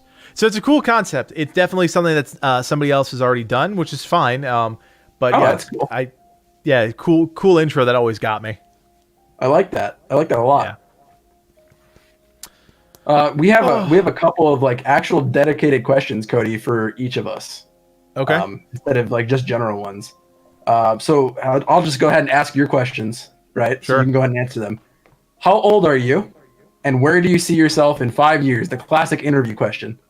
I am 29 years old, and in 5 years, I think I'll be a father. I'll still be making YouTube videos, and I think that, honestly, I think I'm in the point in my life where not much is going to change, and I'm okay with that. I like consistency. I'm a very consistent person, and not that change is bad. I actually think change is very good, but this is year one for us. This is the ground floor for Livid and I. So if we could be consistently growing every year, that's a big thing for me, and that's important to me. So I think for the next 5 years, it's going to be hunker down. It's going to be about putting in the work, so that the latter half of my 30s is about enjoying the things that we've built together. That's a very good answer. I like that. I'm gonna steal that answer. There you go. Does the hat ever come off? Yes, it does. In fact, I don't wear a hat at all unless I'm playing video games or doing streaming stuff. Actually, that's not true. I wear hats occasionally, but most of the time, like when I'm working, the hair is gelled kind of like this. I think I'm going bald because I'm wearing the hat. I don't really know. But yeah, the hat, I only wear the hat when I'm gaming just because I find it comfortable. I just like the look that it gives. This is just a straight up true answer. Like, I just enjoy the look of wearing a hat. So yes, it does come off. Yeah, him and I are both in the same boat where we both kind of wear our hats when we do this stuff. But otherwise, no, I don't ever have a hat on when I'm doing this. All right, we got our winner. Hold on. Pause. Oh, here we go. Cinch4987. I don't know who you are. I don't think I've ever talked to you, but I'm super excited that you won the game. Cinch. Come on. There it is. Cool. So congrats, Cinch. You are picking up Far Cry 5 Gold Edition. So I'm going to get that figured out. I'm going to ask you a question now. How old are you and where do you see yourself in 5 years? Boom. Well, I told you I'm stealing that answer, but I'm 29. Cody and I are the exact same age, which is funny. I'm turning 30. Actually, I'm turning 30 in how many days now? In 5 days. Oh, I forgot. December 24th, everybody. Baby. Yep, December 24th, the worst birthday on the face of the planet. Because everybody forgets you. Everybody cares about Christmas. So I've gotten used to it. It's fine. Still a little salty though. So in 5 years, I am going to be a father. That is already confirmed.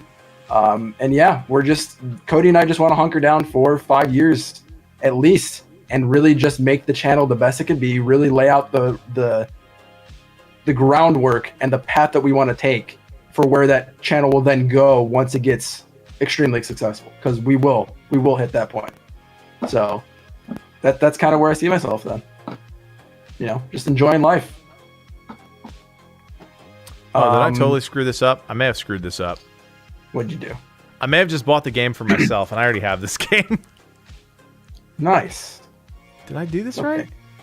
Can I send this to somebody maybe? You should be able to. All right, well, we'll figure this out eventually. I think I screwed it up because it's a Ubisoft key. No, you could put the Ubisoft key on the launcher, can't you? On Humble, yeah.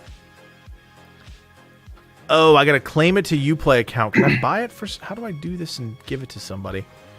You can't just give them the code and they can redeem it? Pretty sure. I don't think you can do that with Ubisoft games. You could do that with Humble. Humble always gives Steam keys and stuff like that. No, I'm on Humble. Shit, I just screwed it up. Oh no, I'm ruining everything. All right, ask me a question. I'll answer it while I'm doing this. What is your all-time favorite game that you've ever played? My all-time favorite game that I've ever played. That's a really hard question. This is going to be such a cop-out answer. I don't know if I have one. The game that I've spent the most time playing is World of Warcraft. I have thousands of hours dedicated to that game. And so statistic alone says that that's my favorite game of all time. If I had to give you some of the games that I'm remembering at this current moment that I love, BioShock Infinite, Bastion, Firewatch, Hades, RimWorld, all fantastic games, all games you could tell me, go play this now, and I would just drop everything and go play it. So those are the games for me. True. It's a fair point. How about you, Livid? All-time favorite games? Dota is one of, it's in the same realm as you. I have I think I'm approaching 5,000 hours in Dota. So I've played Dota a lot. I wouldn't say it is my all-time favorite, but judging by numbers as well, that's probably my favorite game, seeing as I just keep coming back to it. In terms of other games, though, I actually preferred the original BioShock more than BioShock Infinite. What else? Back when I was but a wee little lad, I would say Age of Empires. That series was my jam, and I still enjoy it very much. What else? Those are my really all-time favorite games. It's a hard question. I'll have to come back to you and see what else I get there, because there's a lot, man. Bastion was in there. I really enjoyed Pyre. It's another game from them. Remnant. I can still recommend that game wholeheartedly to anybody who likes a punishing game. Yeah, we're talking about favorite games for Otaku, our all-time favorite games. Yeah, I think I can even look at my Steam chart here and see what my all-time stuff going on here is my most played games.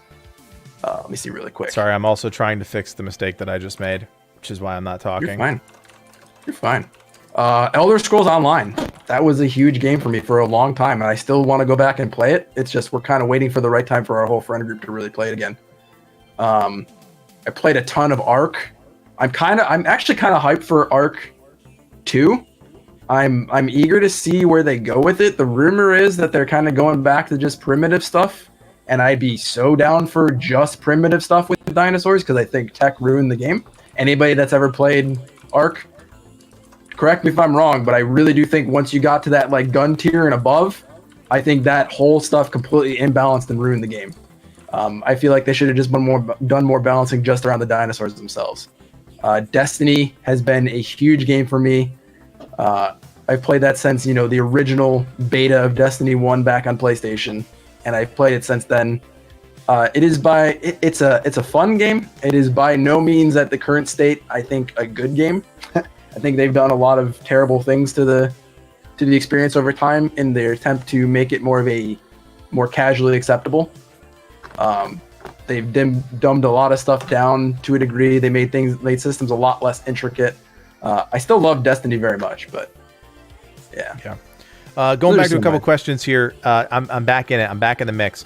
Hat merch, yes. Dragon, yes. That's just all that. That's all I need to say. Oh there. yeah. Dragum, who gets to decide who wears it backwards and forwards? I think we just came to the table like this. Mine was always backwards. His was always forwards. So there you go. Unbox Warehouse. I just got here. Can we start over? Absolutely not. You're a madman. And I am the real dirty. What a terrible name. What do you think of Far Cry Primal? I never played Far Cry Primal, but I am a Far Cry fan. I know Livid does not like the Far Cry games, so I will be your boy for Far Cry 6.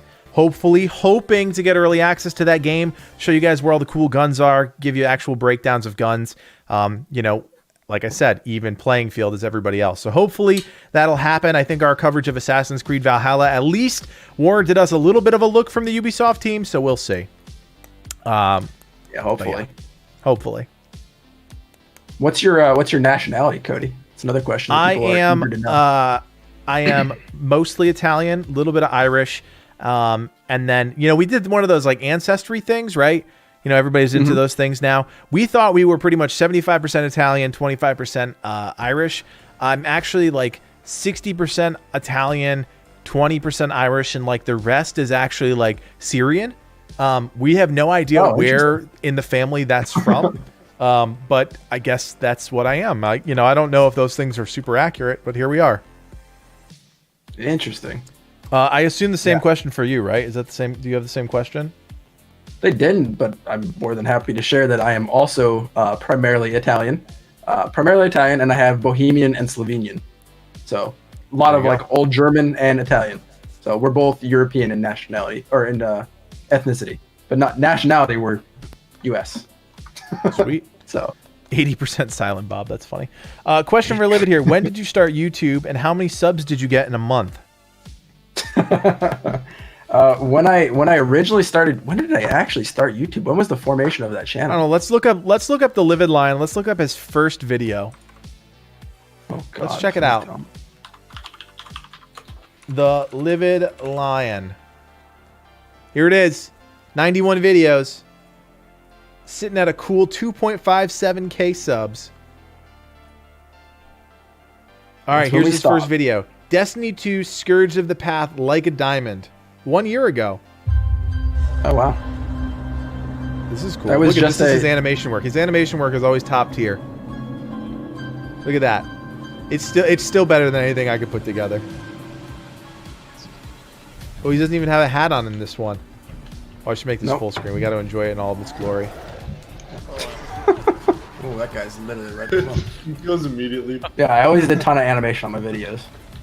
It was, for the lack of a better word, unsustainable. Yeah. All right, so it's some Destiny guide of sorts. This is a raid. Guide. It was a raid. It was a raid. Okay, So. gotcha.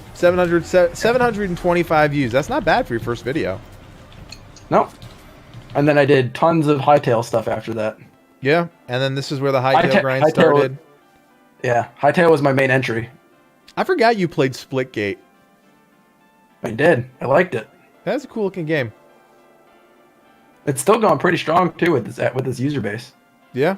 Yeah, I didn't let Anthony get too far into his adventure before I said, "Hey, we should work together." Yeah, he kind of just pulled it like I don't remember. I think it was like 2 hightail videos in. You brought up the question of it happening, and then for the better part of like 6 months, I was making videos, and we were both constantly like, we should probably do this. Yep. We should do this. You think we should do this now? Should we wait till later? And eventually, we were just like, what, screw it, and we just pulled the trigger. I'm pretty sure there was just like one really frustrating day for the both of us where like our channels weren't growing super great, and we're like, you know what? We're just gonna do this. Yeah. And literally, like night and day, how much we grew. It's true. It's very true. Another giveaway. Let's give away Borderlands 3. Sounds good. All right. Get in the Discord. I'm going to hit the Discord button. We're going to give away Borderlands 3. Let me just get this all written out here. Borderlands 3. This is just the standard version. We'll do another 5-minute one. Another one winner. Let's go. All right. Also, so for all the people that are actually asking about merch and stuff like that, we do have a plan for merch down the road. We don't want to launch a merch line until we have a substantial amount of, subscribers. We just want to make it worth it for when we put the time in for that.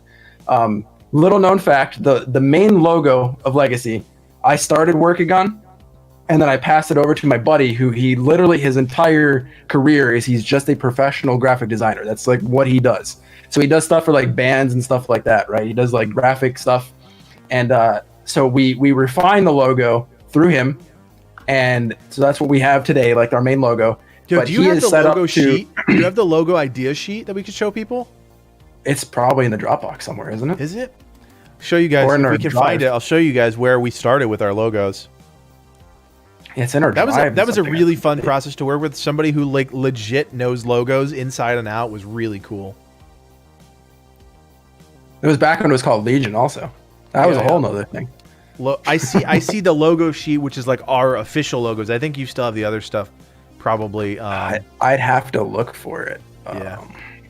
But anyways, continue what you were talking about. Sorry. I kind of lost my train of thought. Where was I? You were talking about merch?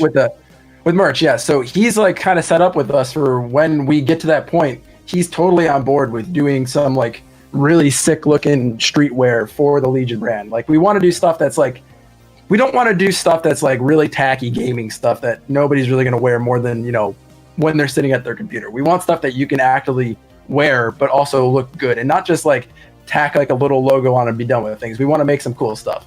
So he's got some ideas for things already. We're not fully running with that yet. We're waiting to see where we get with the channel and everything. And then, we'll probably launch like a merch line and stuff like that.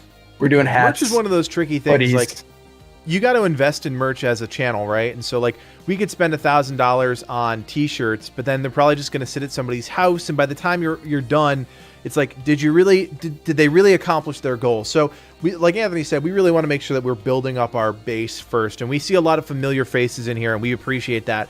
D-Dragon Gaming, Pickles, Platinum Fox, Ariel, you've been in here. Like, we see all these people who have been with us for a while.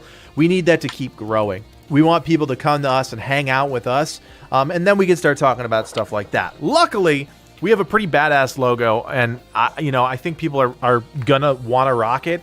Like Anthony said, it's not like a joystick or a controller or something like every other gaming channel has, or a Spartan helmet. No shade at Nick Merckx there at all, but just, it's just one of those common things. We have something that's really different, really unique, and totally custom. It's our logo. Nobody else has it, and we're proud of that. Yeah, I'm sending you Oh, some, you found it. Yeah, I'm sending you some of the stuff. There's more, I think, somewhere. All right, so check it out. So this is where it's kind of started. As you guys can see, we were in a million different directions, but there was always a vein of familiarity. Like, you can see our current logo in all of these different iterations. And who knows, maybe we'll bust one of these out for something random some point. But once we found, the legacy logo, we knew it was time, and we knew it was the right one. So for any of you who are interested in how a logo process works, this is when you're working with like a real logo designer. They're showing you all sorts of different ideas and examples, and it was really fun. It was really fun. You can bring up all these things. It's fine. Do you have more? Oh, did you send me more? I mean, there's that. That's just a Legion sheet. That's like what it turned into. Like you can see how we have like our sheets laid out for full color and stuff like that. Like, I know a lot of people don't know the process behind like graphic design. That I work with my buddy and everything, and this is like the process that we go through. Yeah, this is like the legit logo sheet. Like, if we ever needed to send it to somebody, or somebody just needs to see what our logo looks like, freeform, contain, knockout, and then the full, the full spectrum of it with the text and everything. Yeah, and that's the Legion brand stuff still. Like, that's way. Yeah, we probably shouldn't even show that, to be honest. We can show it. It's fine. It was a thing. I got a couple new people joining us. Squirrels, what's going on? Septile943, what's going on? Thank you guys for hanging out with us tonight. This is fun. I didn't think I was going to have this much fun doing this, to be honest. This is a good time. I think, this is why I think a podcast would be fun. I would love just talking about things. It's fun to me. Yeah, no, for sure.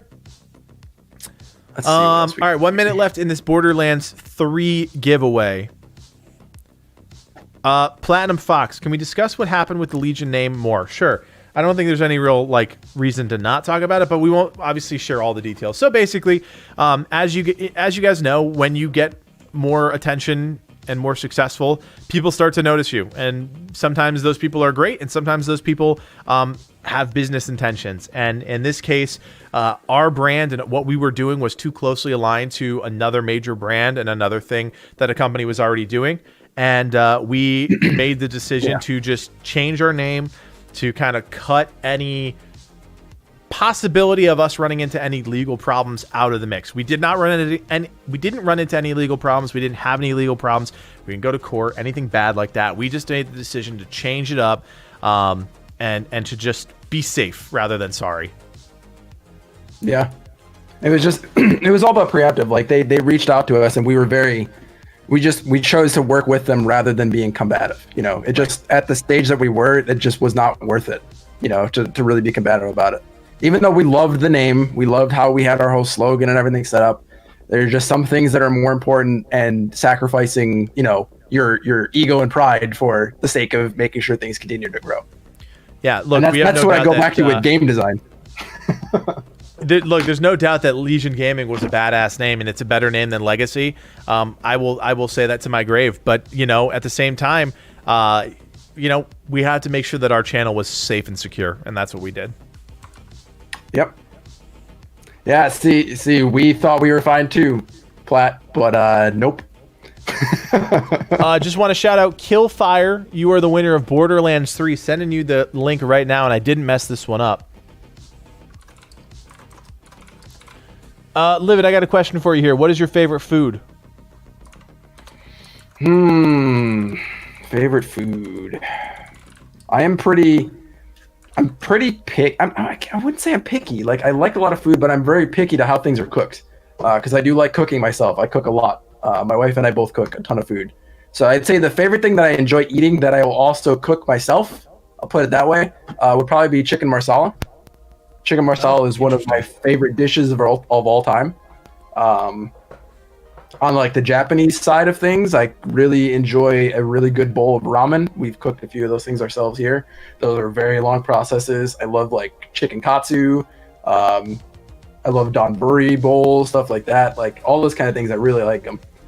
The one time I went to visit Livid, the first time that we met before coronavirus hit, and you guys got to remember, we started working together in January. We met up, and then in March we were all quarantined. So literally, it was like we decided to do this, and then we were in lockdown. So pretty funny. But he took us to, what is that, Korean barbecue? Yep. That was amazing.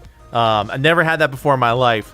That was the coolest thing, and Anthony and his wife just know all the tricks of the trade, so they're, calling things in, hands up in the air, like, hey, bring some more of that, bring some more of this, and we're like, yep, sure, whatever, just keep bringing us food, that's fine with me, because I love food. I love eating food more than I love making food, that's for sure. Cody and I both love food, and I think it's a problem, but, die happy, right? That's my motto.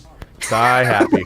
A couple new people here, Torsic, Roni, what's going on? Or Roan, sorry if I botched your name.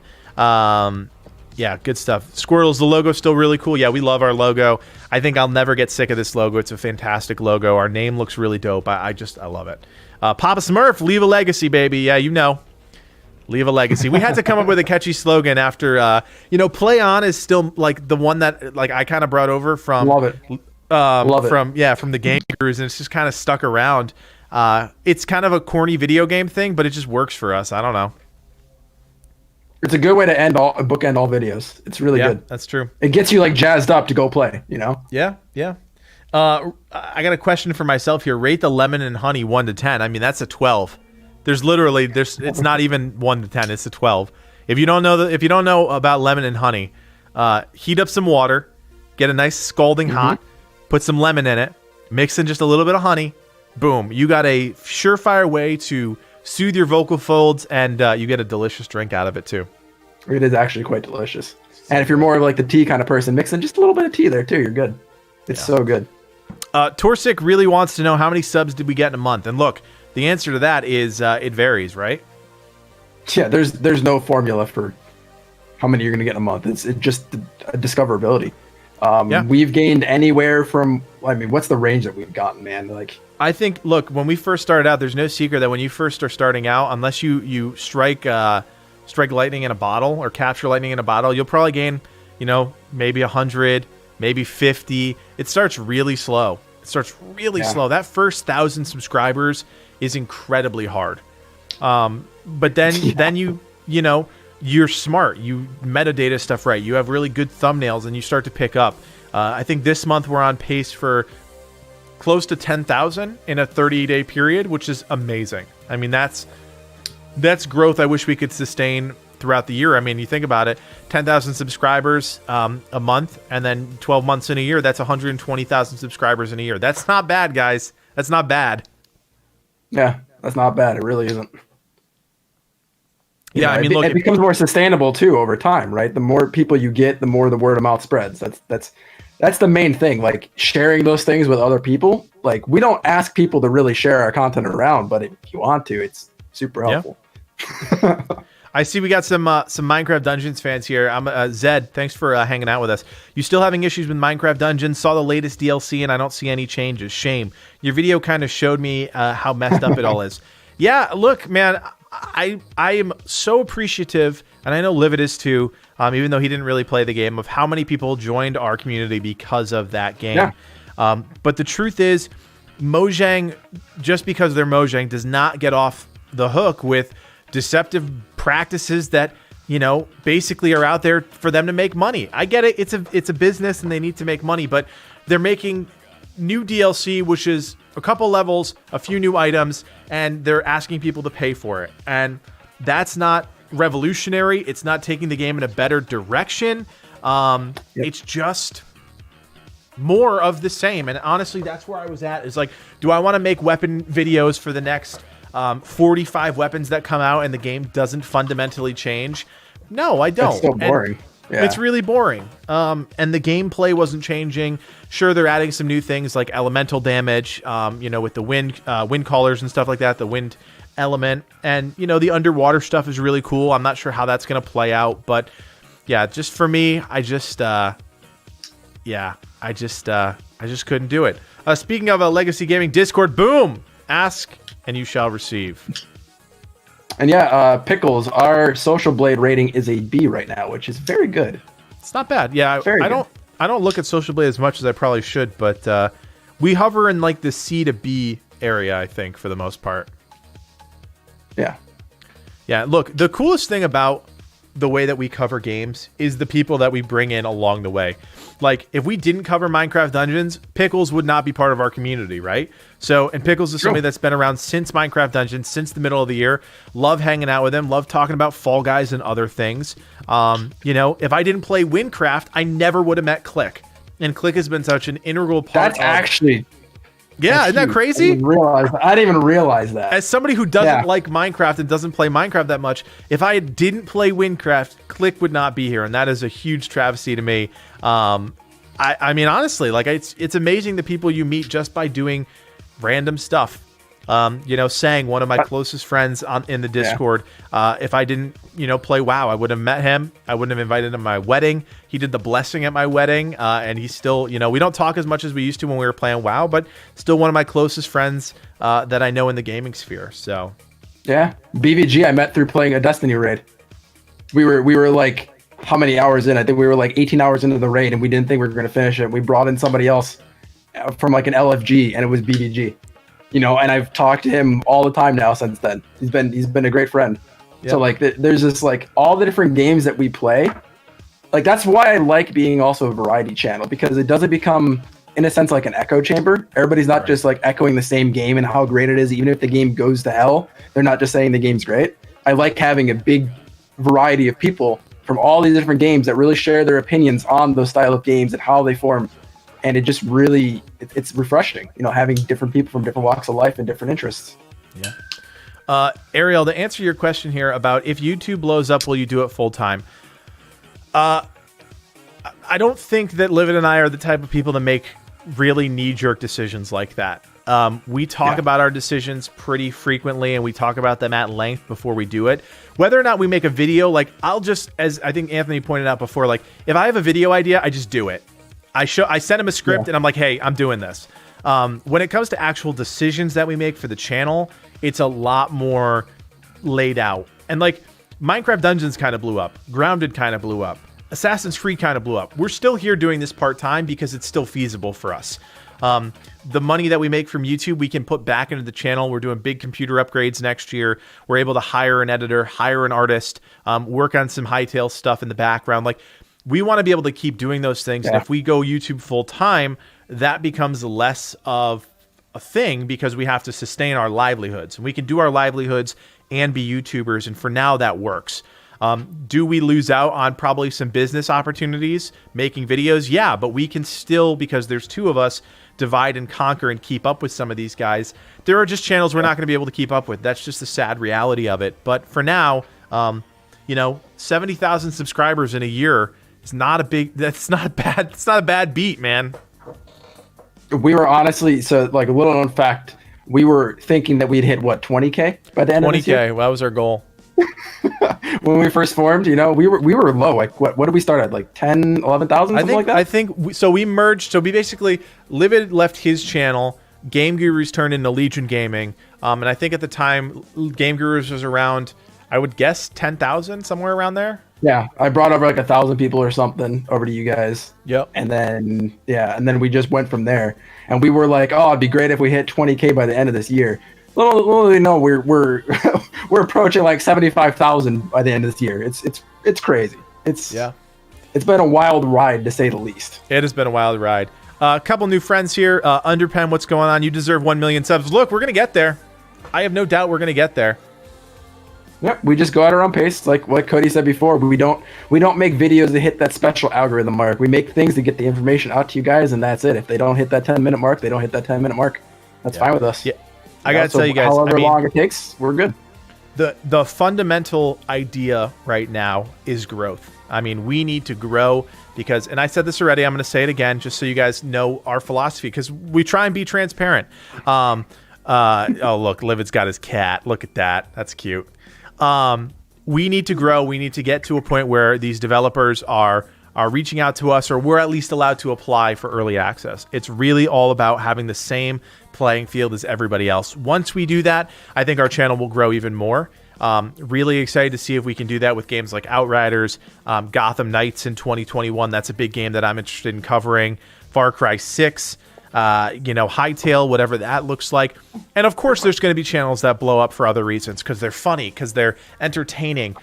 Look, I don't think Anthony and I have any illusion that we're the most entertaining guys in the business, because we're definitely not. We're kind of, we're old men at this point. This is a young kid's game. So we stick to the guides, we stick to the things that we do really well, and we're going to keep doing those as well as we possibly can, but hopefully on a little bit more of an even playing field. Yeah, that's a big thing. You're right. I mean, you're right about that. Like, we're not the kind of people that overreact to things that happen, right? Like, when we see something that we really like, we're like, wow, yeah, it's really cool, but we're not going to put on a spectacle. We're not the kind of people that have that need to over embellish things, right? We're kind of just like, we take everything for face value and we just appreciate it. And if we can experience that moment with you guys and other people in general, and get that same kind of reaction, everybody just gets enjoyment out of it. That's what we're there for. We're not there for the over the top reactions. It's not our kind of thing. I'm Torsik. I'm gift spamming you because I don't want to actually try and type and think right now. So thanks for hitting me up on the Discord. Appreciate that. So how can we, the community, help with you guys achieving early access for games? Like, do we send emails, Twitter mentions, letters? Yes, I'm going to need you to write strongly worded letters. I'm going to need you to postmark those and send. No, there's no magic formula to it. Look, you guys watching our videos, subscribing, being part of our community, that all helps. We have an email that we worked on a couple weeks ago. That's a really well written email that's got all of the different big videos that we've done this year. So we send those to developers and we say, hey, look, this is what we've done in 1 year together. Trust us to cover your game fairly, to cover it well. We're interested in it. Let's work with each other and see what happens. And that's not something we were able to do in January, right? Because we had covered Temtem and nobody knew what Temtem was. So now a lot of people still don't know what Temtem is. Yeah, a lot of people still don't know what Temtem is. Now we have Assassin's Creed. We've got Grounded. We've got Minecraft Dungeons. We've got, Ghost Runner was a great game this year for us. Even though that was an indie game, we had early access to it. It was probably our biggest review video. And it just, it was not a great game in terms of exposure, but that just goes to show what happens when we have that same level of, like Pickles has no idea what Temtem is. That's what I'm talking about. Yep. So this is also our Twitter, guys. You can follow us. We're not super active in the Twitter space. We're not the kind of people that like get into all these like crazy Twitter conversations, but we do post up like videos and stuff like that, and our attempt to put our reviews and stuff out there. And we try to tag developers and stuff. So liking things, retweeting things like that. If you like one of our videos and you have a Twitter, post it up there, share it out, and tag us or tag the developers. That's great. I mean, don't ever send emails or stuff on our part. We have all that stuff taken care of. But like anything we share publicly like this, you're more than welcome to tweet it out, and it only helps us. Yeah. Part of going back to the part-time thing, I mean, we could do a Discord, we could do Instagram, we could do a Twitter, we could do a TikTok. There's only so many hours in the day, like we said, to do things. So Discord is where we focus kind of our secondary attention on, and then obviously the YouTube channel is the first one. Again, if we were more exciting characters, if we were more of like the Dr. Disrespects or the Courages of the world, maybe we do Instagram and other things too, but we're not at this point. We don't do this full time, so it's harder to achieve all of those things. No, Pickles, we're not doing TikTok. If we do TikTok, I'm literally quitting. I'm gonna tell Sang if I ever do a TikTok video, just delete the channel. Just delete it. Don't tell me about it. If you ever see a TikTok video, just nuke it. Yeah, I think there is a good play for something like Instagram, but that's another thing I only have so much time in a day, man, to design stuff. Like, Yep. Squad leader, Anthony, this is a good question for you. What inspired you to do YouTube?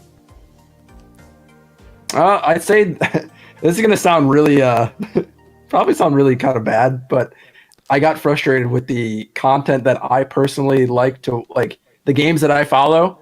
I got frustrated with the content creators that were available to me on the content.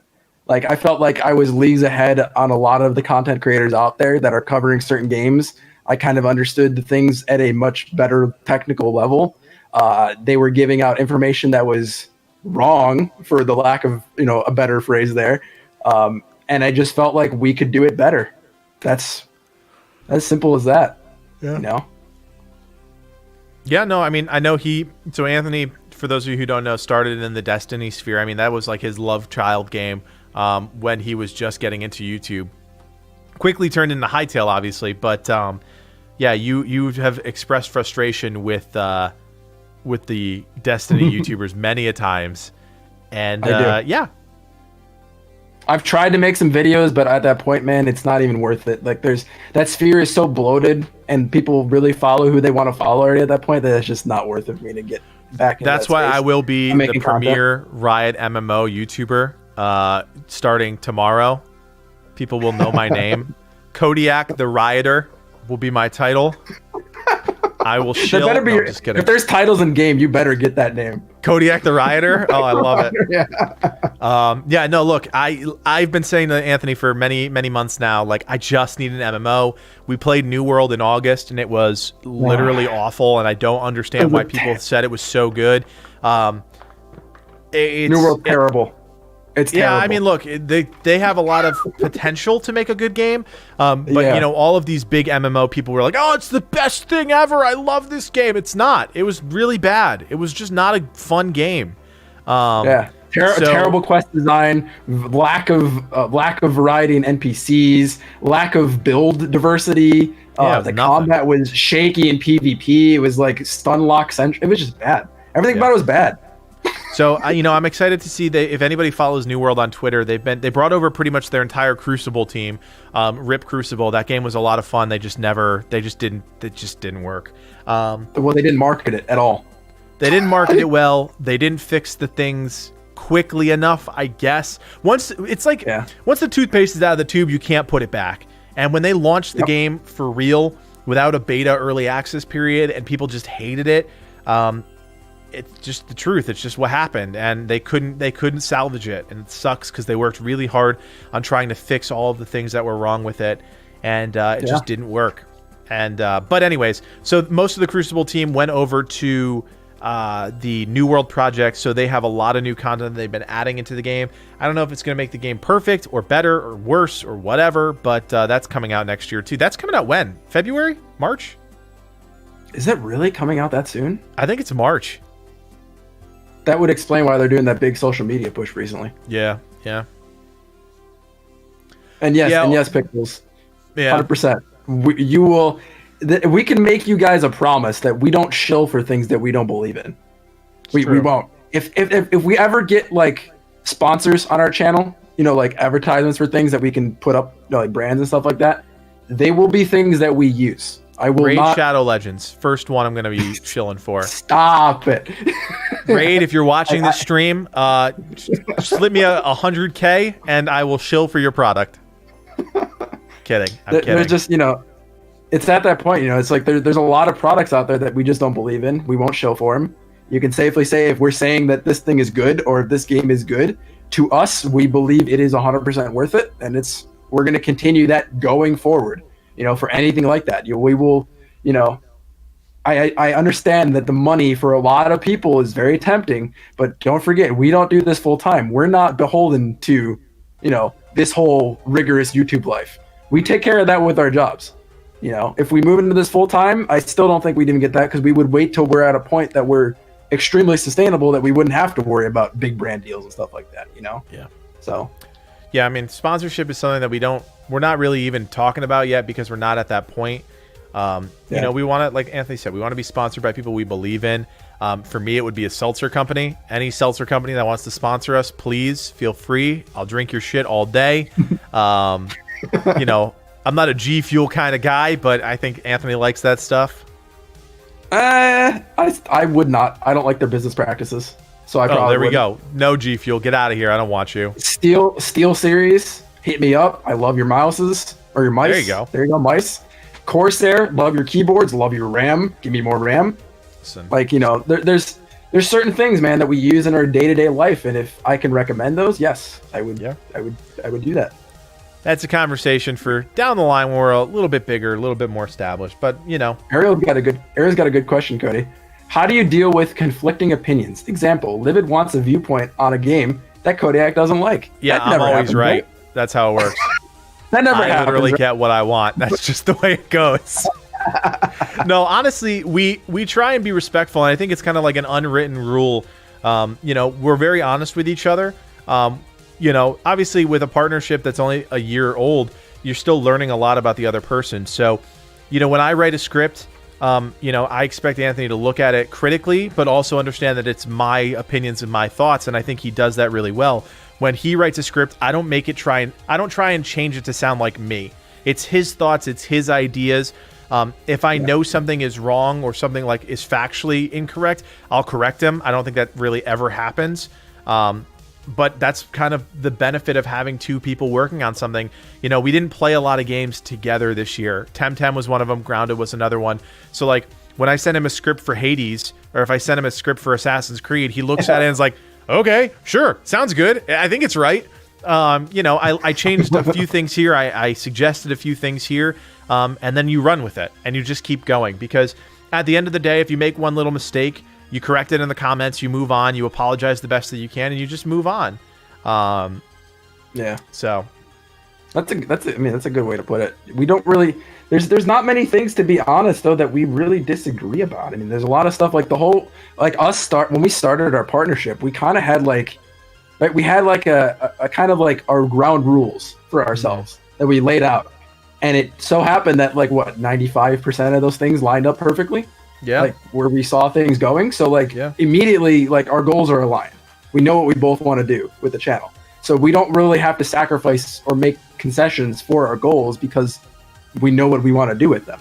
Right. We're also both flexible people. So we're learning a lot about the channel and about YouTube as a whole thing. So we're learning to be flexible with each other, with what the YouTube world is interested in. And look, we have to do what we can sustain us too. If I like Minecraft Dungeons, I can't make 100 more videos for Minecraft Dungeons. I just can't do it. So, being flexible with ourselves is a big thing too. And there are channels that just die because they're just miserable covering the same game in and out day after day. I can't. So do that. I Torsic couldn't asks, do that. are you guys going to be doing videos with other YouTubers like Dream and Dan TDM? I don't think we're not going to do them, but I don't think, because of the time thing, it's just really hard to coordinate stuff like that. Yeah, it's extremely hard. I mean, for instance, when Hytale comes out, I am not opposed. We've even had conversations with Connor and all of them, of playing together on some survival servers, stuff like that. We're not above doing that sort of thing. We'll definitely do it. But it's not our focus, right? Our focus is to bring you guys the best and most concise information you can find on these topics in these games that you play. That is our goal.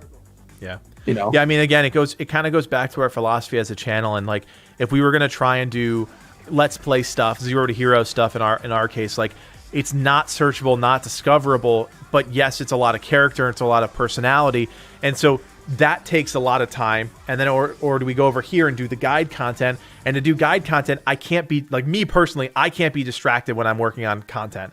So like, I'm in my basement, I've got the lights off, I'm not in Discord with people, I'm not watching a movie, I'm literally just focused on what I'm doing, which is just my way of doing content. So like, if I was to try and make Hightail content and play with somebody, I wouldn't also be able to work on like guides at the same time. So it's, again, it always comes back down to time, and what we have available to us.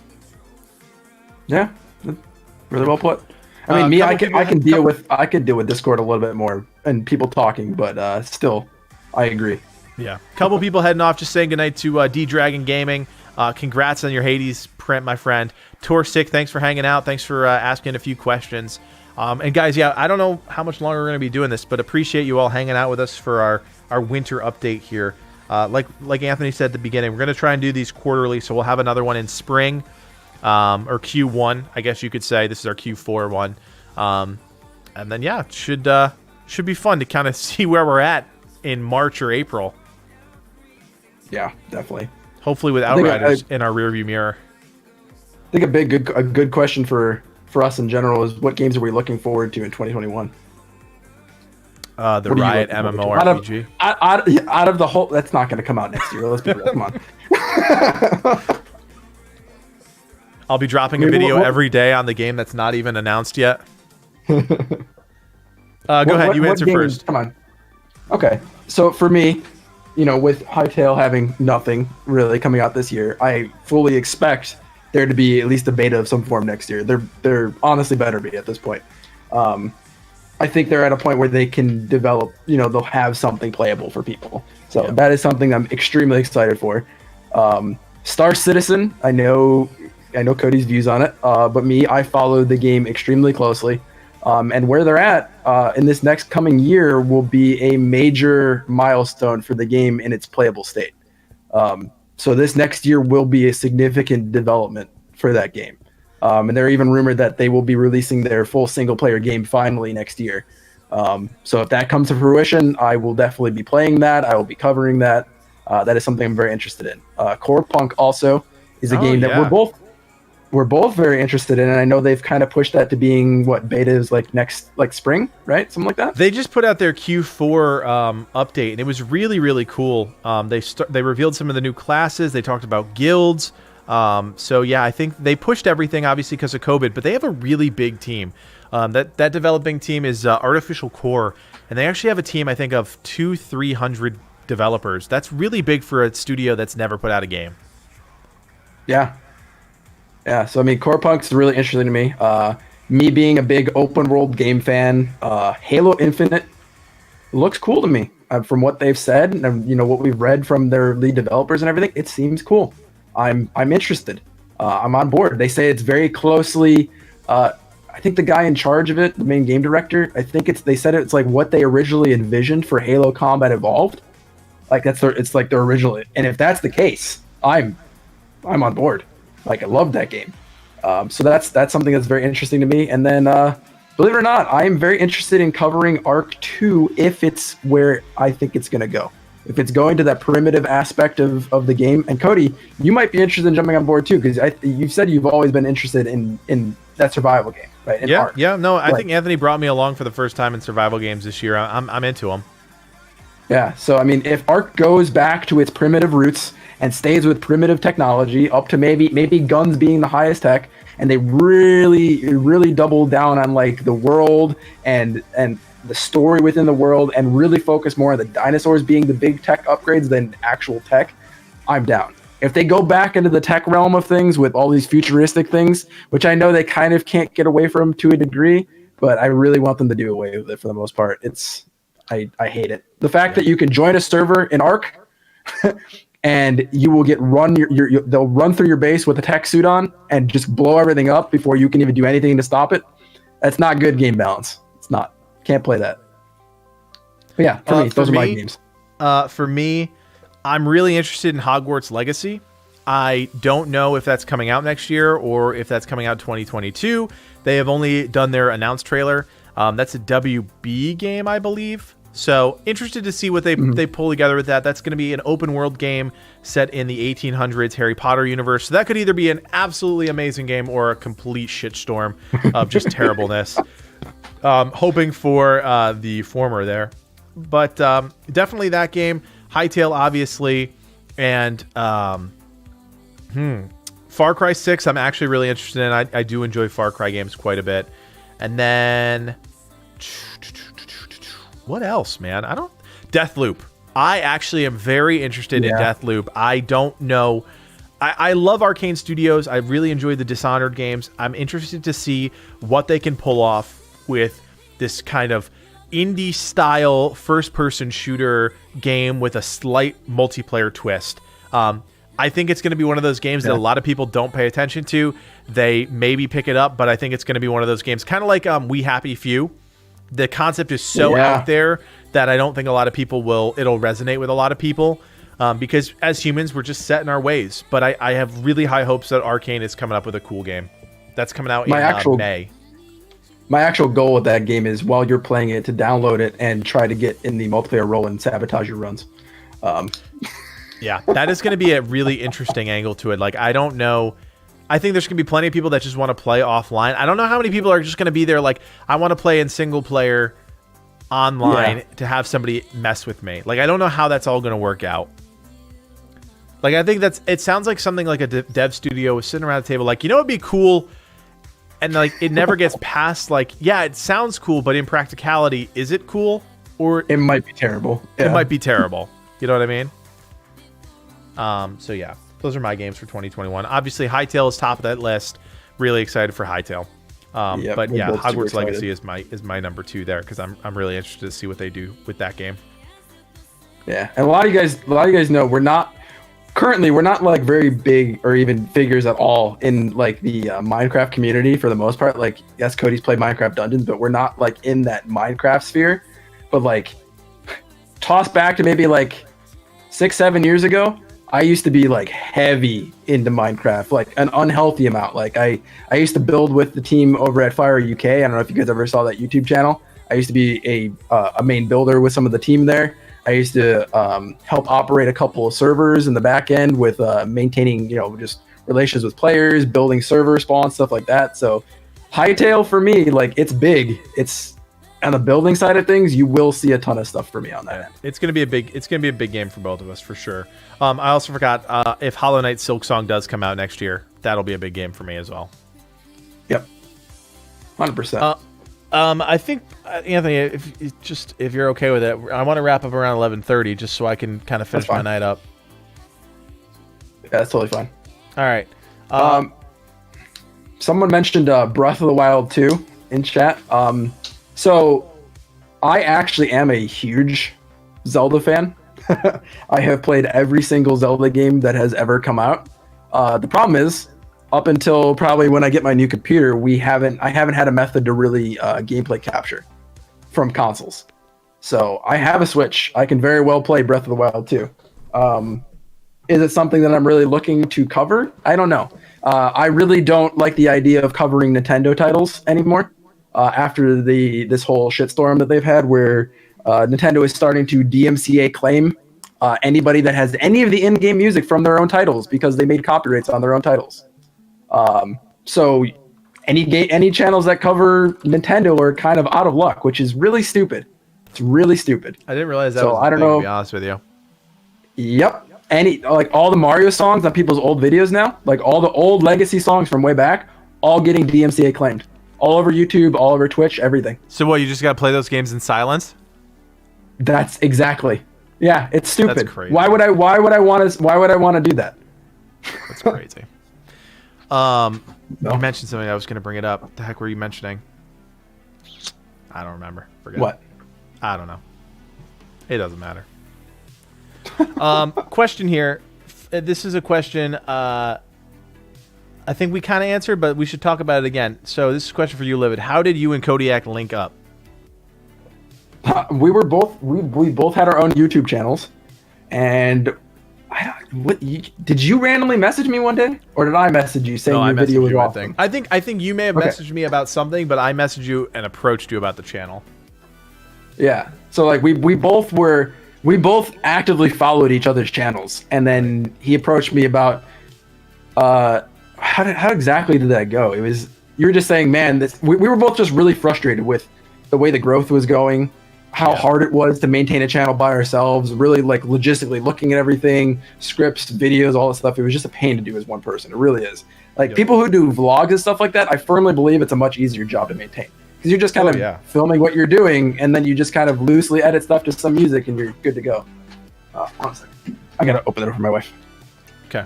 I'll take it over from here. So yeah, basically reached out to him, said, you know, hey, let's work together. Let's start a channel, and we're both doing it. Let's just do it together. And obviously there are hurdles that you have to go through. Whenever you're approaching somebody about a business, you have to talk about money. It's one of the things we have to talk about.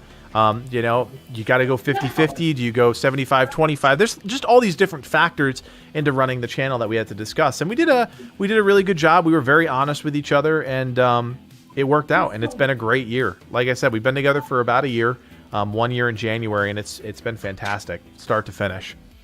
A couple other questions here. This one was for me. Sure did. You said downrange. Do you have any military experience? I do not have any military experience. My father was a police officer for 25 years, and he was also big into SWAT when he was in the service. So I think downrange is a combination of my family history plus me playing some shooters throughout the years, but yeah, no military experience. I actually, one of my biggest regrets is that I did not go into the service. I really wanted to go to West Point when I was younger, and I just didn't do it. I was talked out of it basically by everybody around me. So it's still one of those big regrets I have in my life. Believe it or not, same for me. I was talked out of it as well. Yeah, there it is. I had grandparents that were in active duty and everything, so cool. I have family that was in it. So yeah, I'm trying to see if there's any more questions on here we need to answer. I don't think so. Yeah, I don't think so. So we got 7 minutes left. Let's pick another giveaway. Let's do another giveaway. Yeah. If anybody has any other questions for us, now is your time to really get us actively answering them, aside from when we're playing games on Legacy at night. All right, let's we're in the Humble store here. Let's find a good game to give away. I just want to, how do I...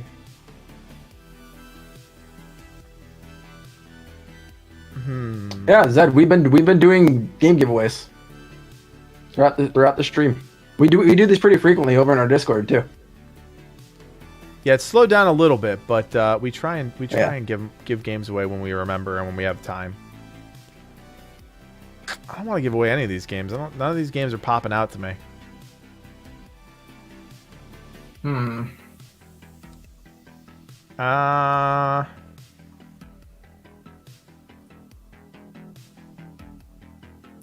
I don't know. I don't know what's great there. You could look at something on Steam, can't you? Yeah, Steam doesn't have any sales going on right now. Oh, I thought they just did have one. Oh, it's probably over. That's unfortunate. I don't think they've done their winter sale yet. They did. Did they? Yeah. I mean, everything kind of goes on sale at the exact same time. I'm just so used to using Humble Bundle. They just make it the easiest to give games away. Ghost Runner's on sale.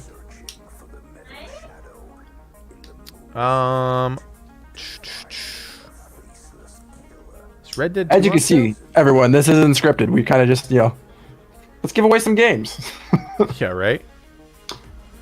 I mean, I can give away Red Dead 2. You want to give away Red Dead 2? It's a good game. All right, let's give away Red Dead 2. I hope I can gift this one. I'm pretty sure I can. Make sure we're going to give away Red Dead 2. So you got to make sure you guys are in the Discord. There's the link to the Discord. Get that giveaway tag.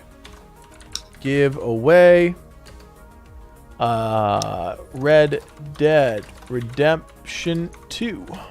It's going to be another $5, guys. So it's a quick one. I actually have not played this one. I'm not a huge Rockstar guy. Like, I just haven't played a lot of Rockstar games. But yeah, no, I know really this one. Game. This one did pretty well, right? Yep, it's a very good game. Tenso, what is up with your stupid name? My God, you change your name more than you change your damn underwear. Can't keep up with you. All right, we got 23 people, 24 people already in the giveaway. So click that reaction, get in the giveaway. Don't miss out on your chance for some Red Dead. Yeah, I mean, let's talk about in the last few minutes here. Let's just remind people, or maybe just share with them for the first time what we plan on covering in 2021. So, to start off, we're going to try and keep up with Temtem updates, Assassin's Creed updates, most likely not Minecraft Dungeons updates. Going to keep up with Hightail updates, obviously. Loosely following Core Punk, just to see where that game is going. But in terms of new games, Livid, why don't you hit him with some of the new games we decided that we're going to cover? Well, see, I'm trying to find that list, but I can't find the list. Oh, I'll vamp a little faster, or a little longer. Yeah, so I think Core Punk is one of those games, the new Riot MMO, games that we're going to be keeping our eye on. Not sure how much content we're going to make on it, just because news videos for us are tough. They're definitely tough when you're trying to also make guide content, just like Let's Plays. You only have so much time to dedicate towards X, Y, and Z. So those are the games we're going to try and keep up with, and hopefully Livid has the chart at this point. Nope, can't find it. Okay, hold on, I got it. I can find it. It's somewhere. We have a big document that we put together. It's right there, goals and coverage plan. It's an Excel now. It's not showing up for me. I can assure you it is literally not on my screen right there. All right, so here's the games that we marked as very interested in for 2021. Outriders is in the first quarter. We've also talked about that It Takes Two game. That was that kind of quirky game in March. That's a two-player game. Hood Outlaws and Legends is something that's coming out in May that we're interested in. Far Cry 6 in May as well as Deathloop in May. May is going to be a crazy-ass month.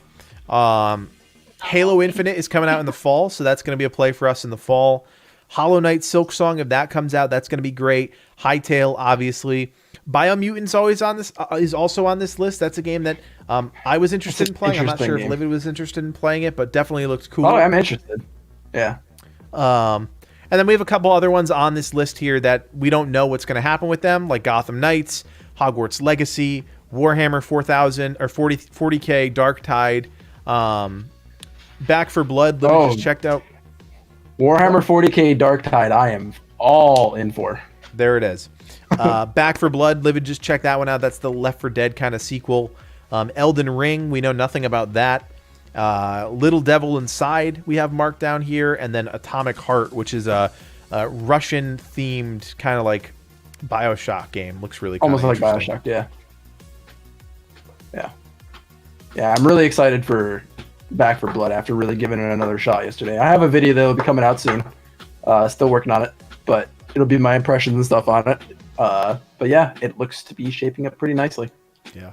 It Takes Two is 100% going to be a 0 to hero. That's it. There's not going to be anything else. Oh, yeah. It's literally just going to be Anthony and I making absolute fools of ourselves as we try and beat that game. 100% on that one. All right, guys. 1 minute left in the Red Dead giveaway. Make sure you guys click that link or click that reaction. Get in on that. And we'll probably wrap it up after that. I got to get ready for bed and such. He's an old man. It's okay. I am an old man. I can't stay up till 4 o'clock anymore. When we first started working together, when we were doing Temtem, I was personally staying up way too late, and I learned probably around mid-March. I'm like, I can't do this to myself anymore. So I was like, we'll figure it out. We'll make it work. Yeah, Toby, I'm a huge Warhammer 40K fan. I used to play tabletop. I used to paint models, paint terrain, make custom terrain. I have tons of books. I probably have like a solid 20, 30 books on them. Got all their codexes. That world is really established, isn't it? Oh, and for whatever reason, they still can't competently make a good MMO off that game. I don't understand it. Yeah, I mean, look, the Warhammer MMO was really good. It just never picked up a full head of steam. I know, it makes me sad too, because I feel like they could have done some really sick, like almost like PlanetSide 2 type of shenanigans going on with that, with how things are always ever in battle. It'd be really good. But somehow I don't think we'll ever see it. Somehow Cinch won again, so we're gonna re-roll this one, guys. So we're gonna re-roll this Red Dead one. Sorry about that. Let's Who try won this it? again. Cinch won it again, so we're gonna re-roll it. Make sure you say we're re-rolling it.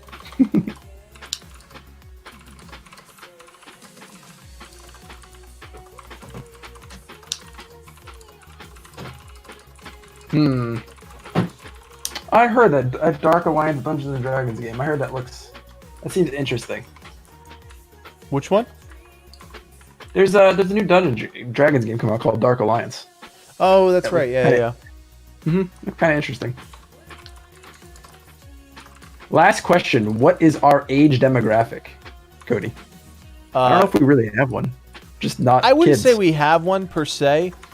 I think our content is definitely more catered towards a slightly older population. Mainly because, we're not goofy. We're not shouting into microphones. We're not, doing all the little things that, screamy YouTubers are known for. And we just don't have the personalities for it, honestly. But also at the same time, we try not to swear when we're streaming. We try not to. We also try not to go out of our way to make it a mature stream. You know what I mean? I wouldn't say we don't have the personalities for it. I definitely get yelled at by my wife for being too loud when I play games with my buddies. But you do yell. You yell. You do yell. I do yell. I get really excited about games, but we're not the kind of people that like to put on a show, if that makes sense. Like we don't like to emphasize things for the sake of emphasizing them. Right.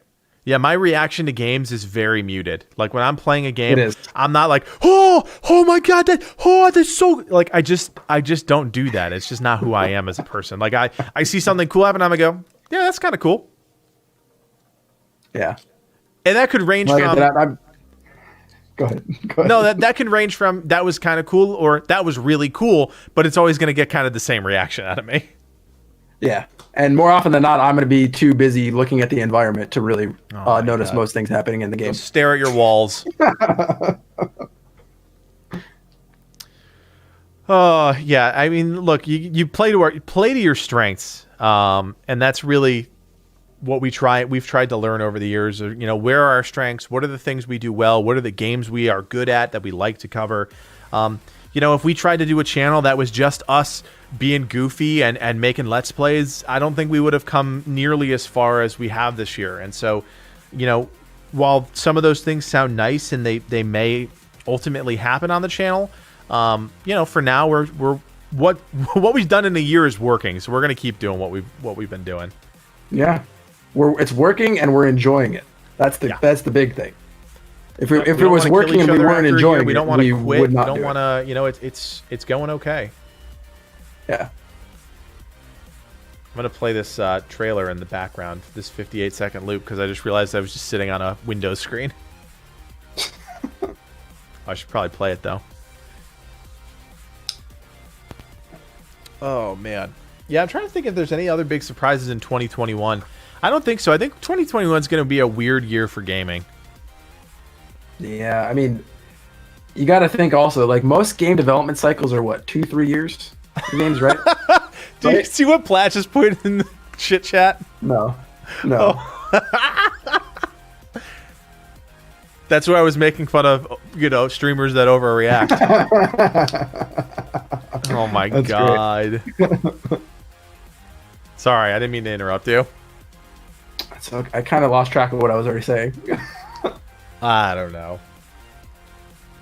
Oh my god. This is what you have to worry about when you put your face on screen.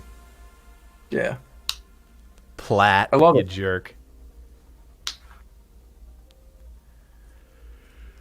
Oh my gosh. Yeah, I mean tired. that's Toby, that's definitely something that I think Cody and I would enjoy doing, but like we said, while we would enjoy doing that, we can't actually produce our main content for our channel if we do that. Does that make sense?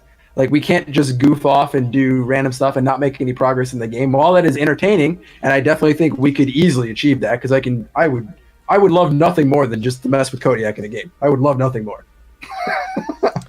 Yeah, sounds really fun. It wouldn't be like a sustainable thing for us to make guides and stuff on, right? Because we're not making progress. So we have to pick our poison about what we're gonna do, because don't forget, we're also editing everything we do ourselves. So, we have to make progress. What are you doing? Yep, you're all have to gonna make- have to you have watch to me make now progress. cut out my pog face because it's been requested that it gets turned into an emote. So there you go.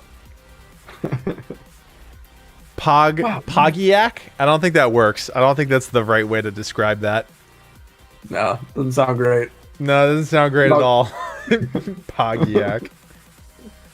Oh boy. You guys are watching the magic happen in real time. If my Photoshop decides it wants to work. Cody's also been pushing me to do like live streams with doing thumbnails and stuff, but I don't know if I want to. We're getting there. We'll get there eventually. All right, whoever yeah. Plat, this is gonna be great. I can't wait. And Click's 100% right.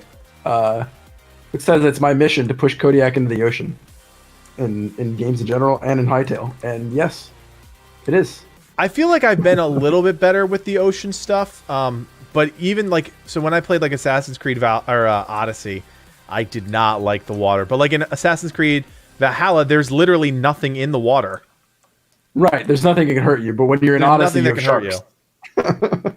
I think Hightail is going to be a completely different animal. I think I'm going to be screwed when it comes to Hightail.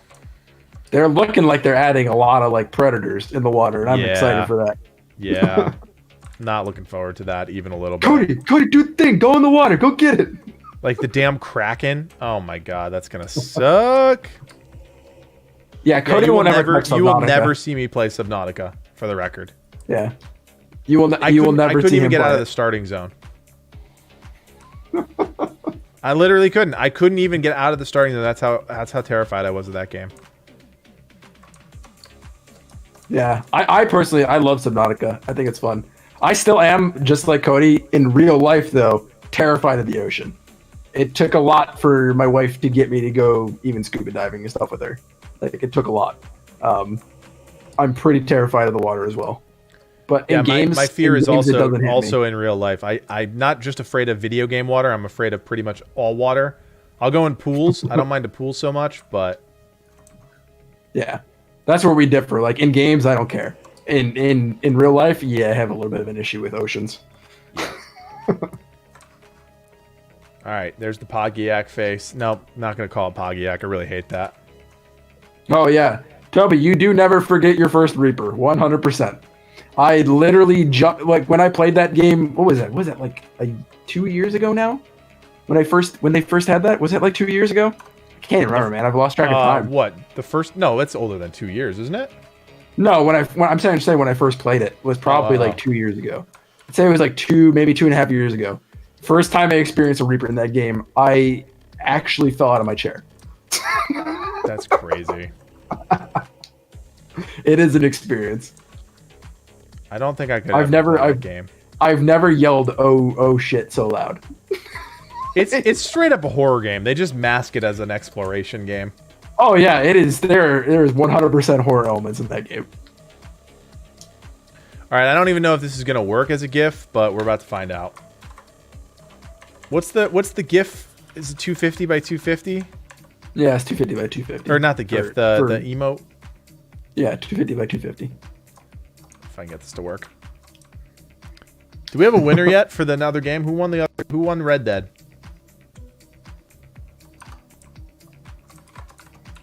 Oh, we do. Stinglane.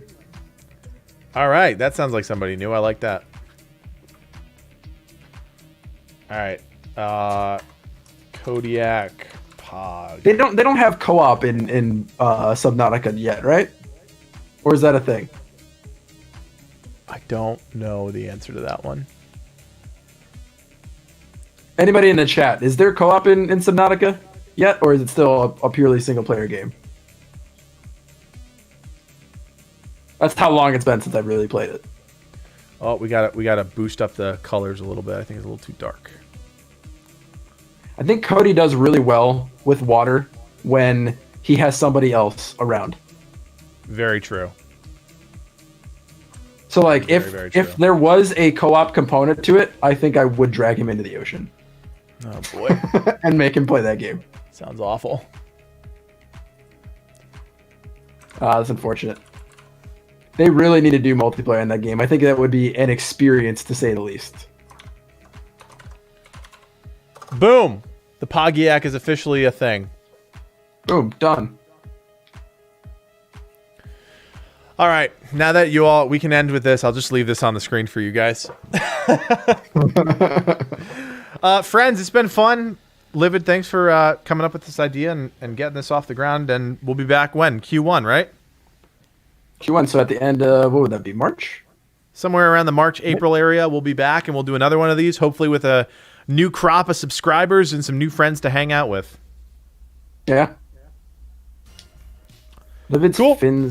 Livid finds a mod to make it co-op. I hope so. I need to. Oh my god, these guys are so funny. If Anyways, you guys friends, haven't joined the Discord yet, put the Discord link, Cody. boom. Get in there. Use a new emote. It's coming. It's in there. It's already done. All right. The Codiak emote is done. And follow us on Twitter. We're gonna try There to you go. start I don't making have more of a button for presence on that. though. I got a button for subscribe. Boom, subscribe.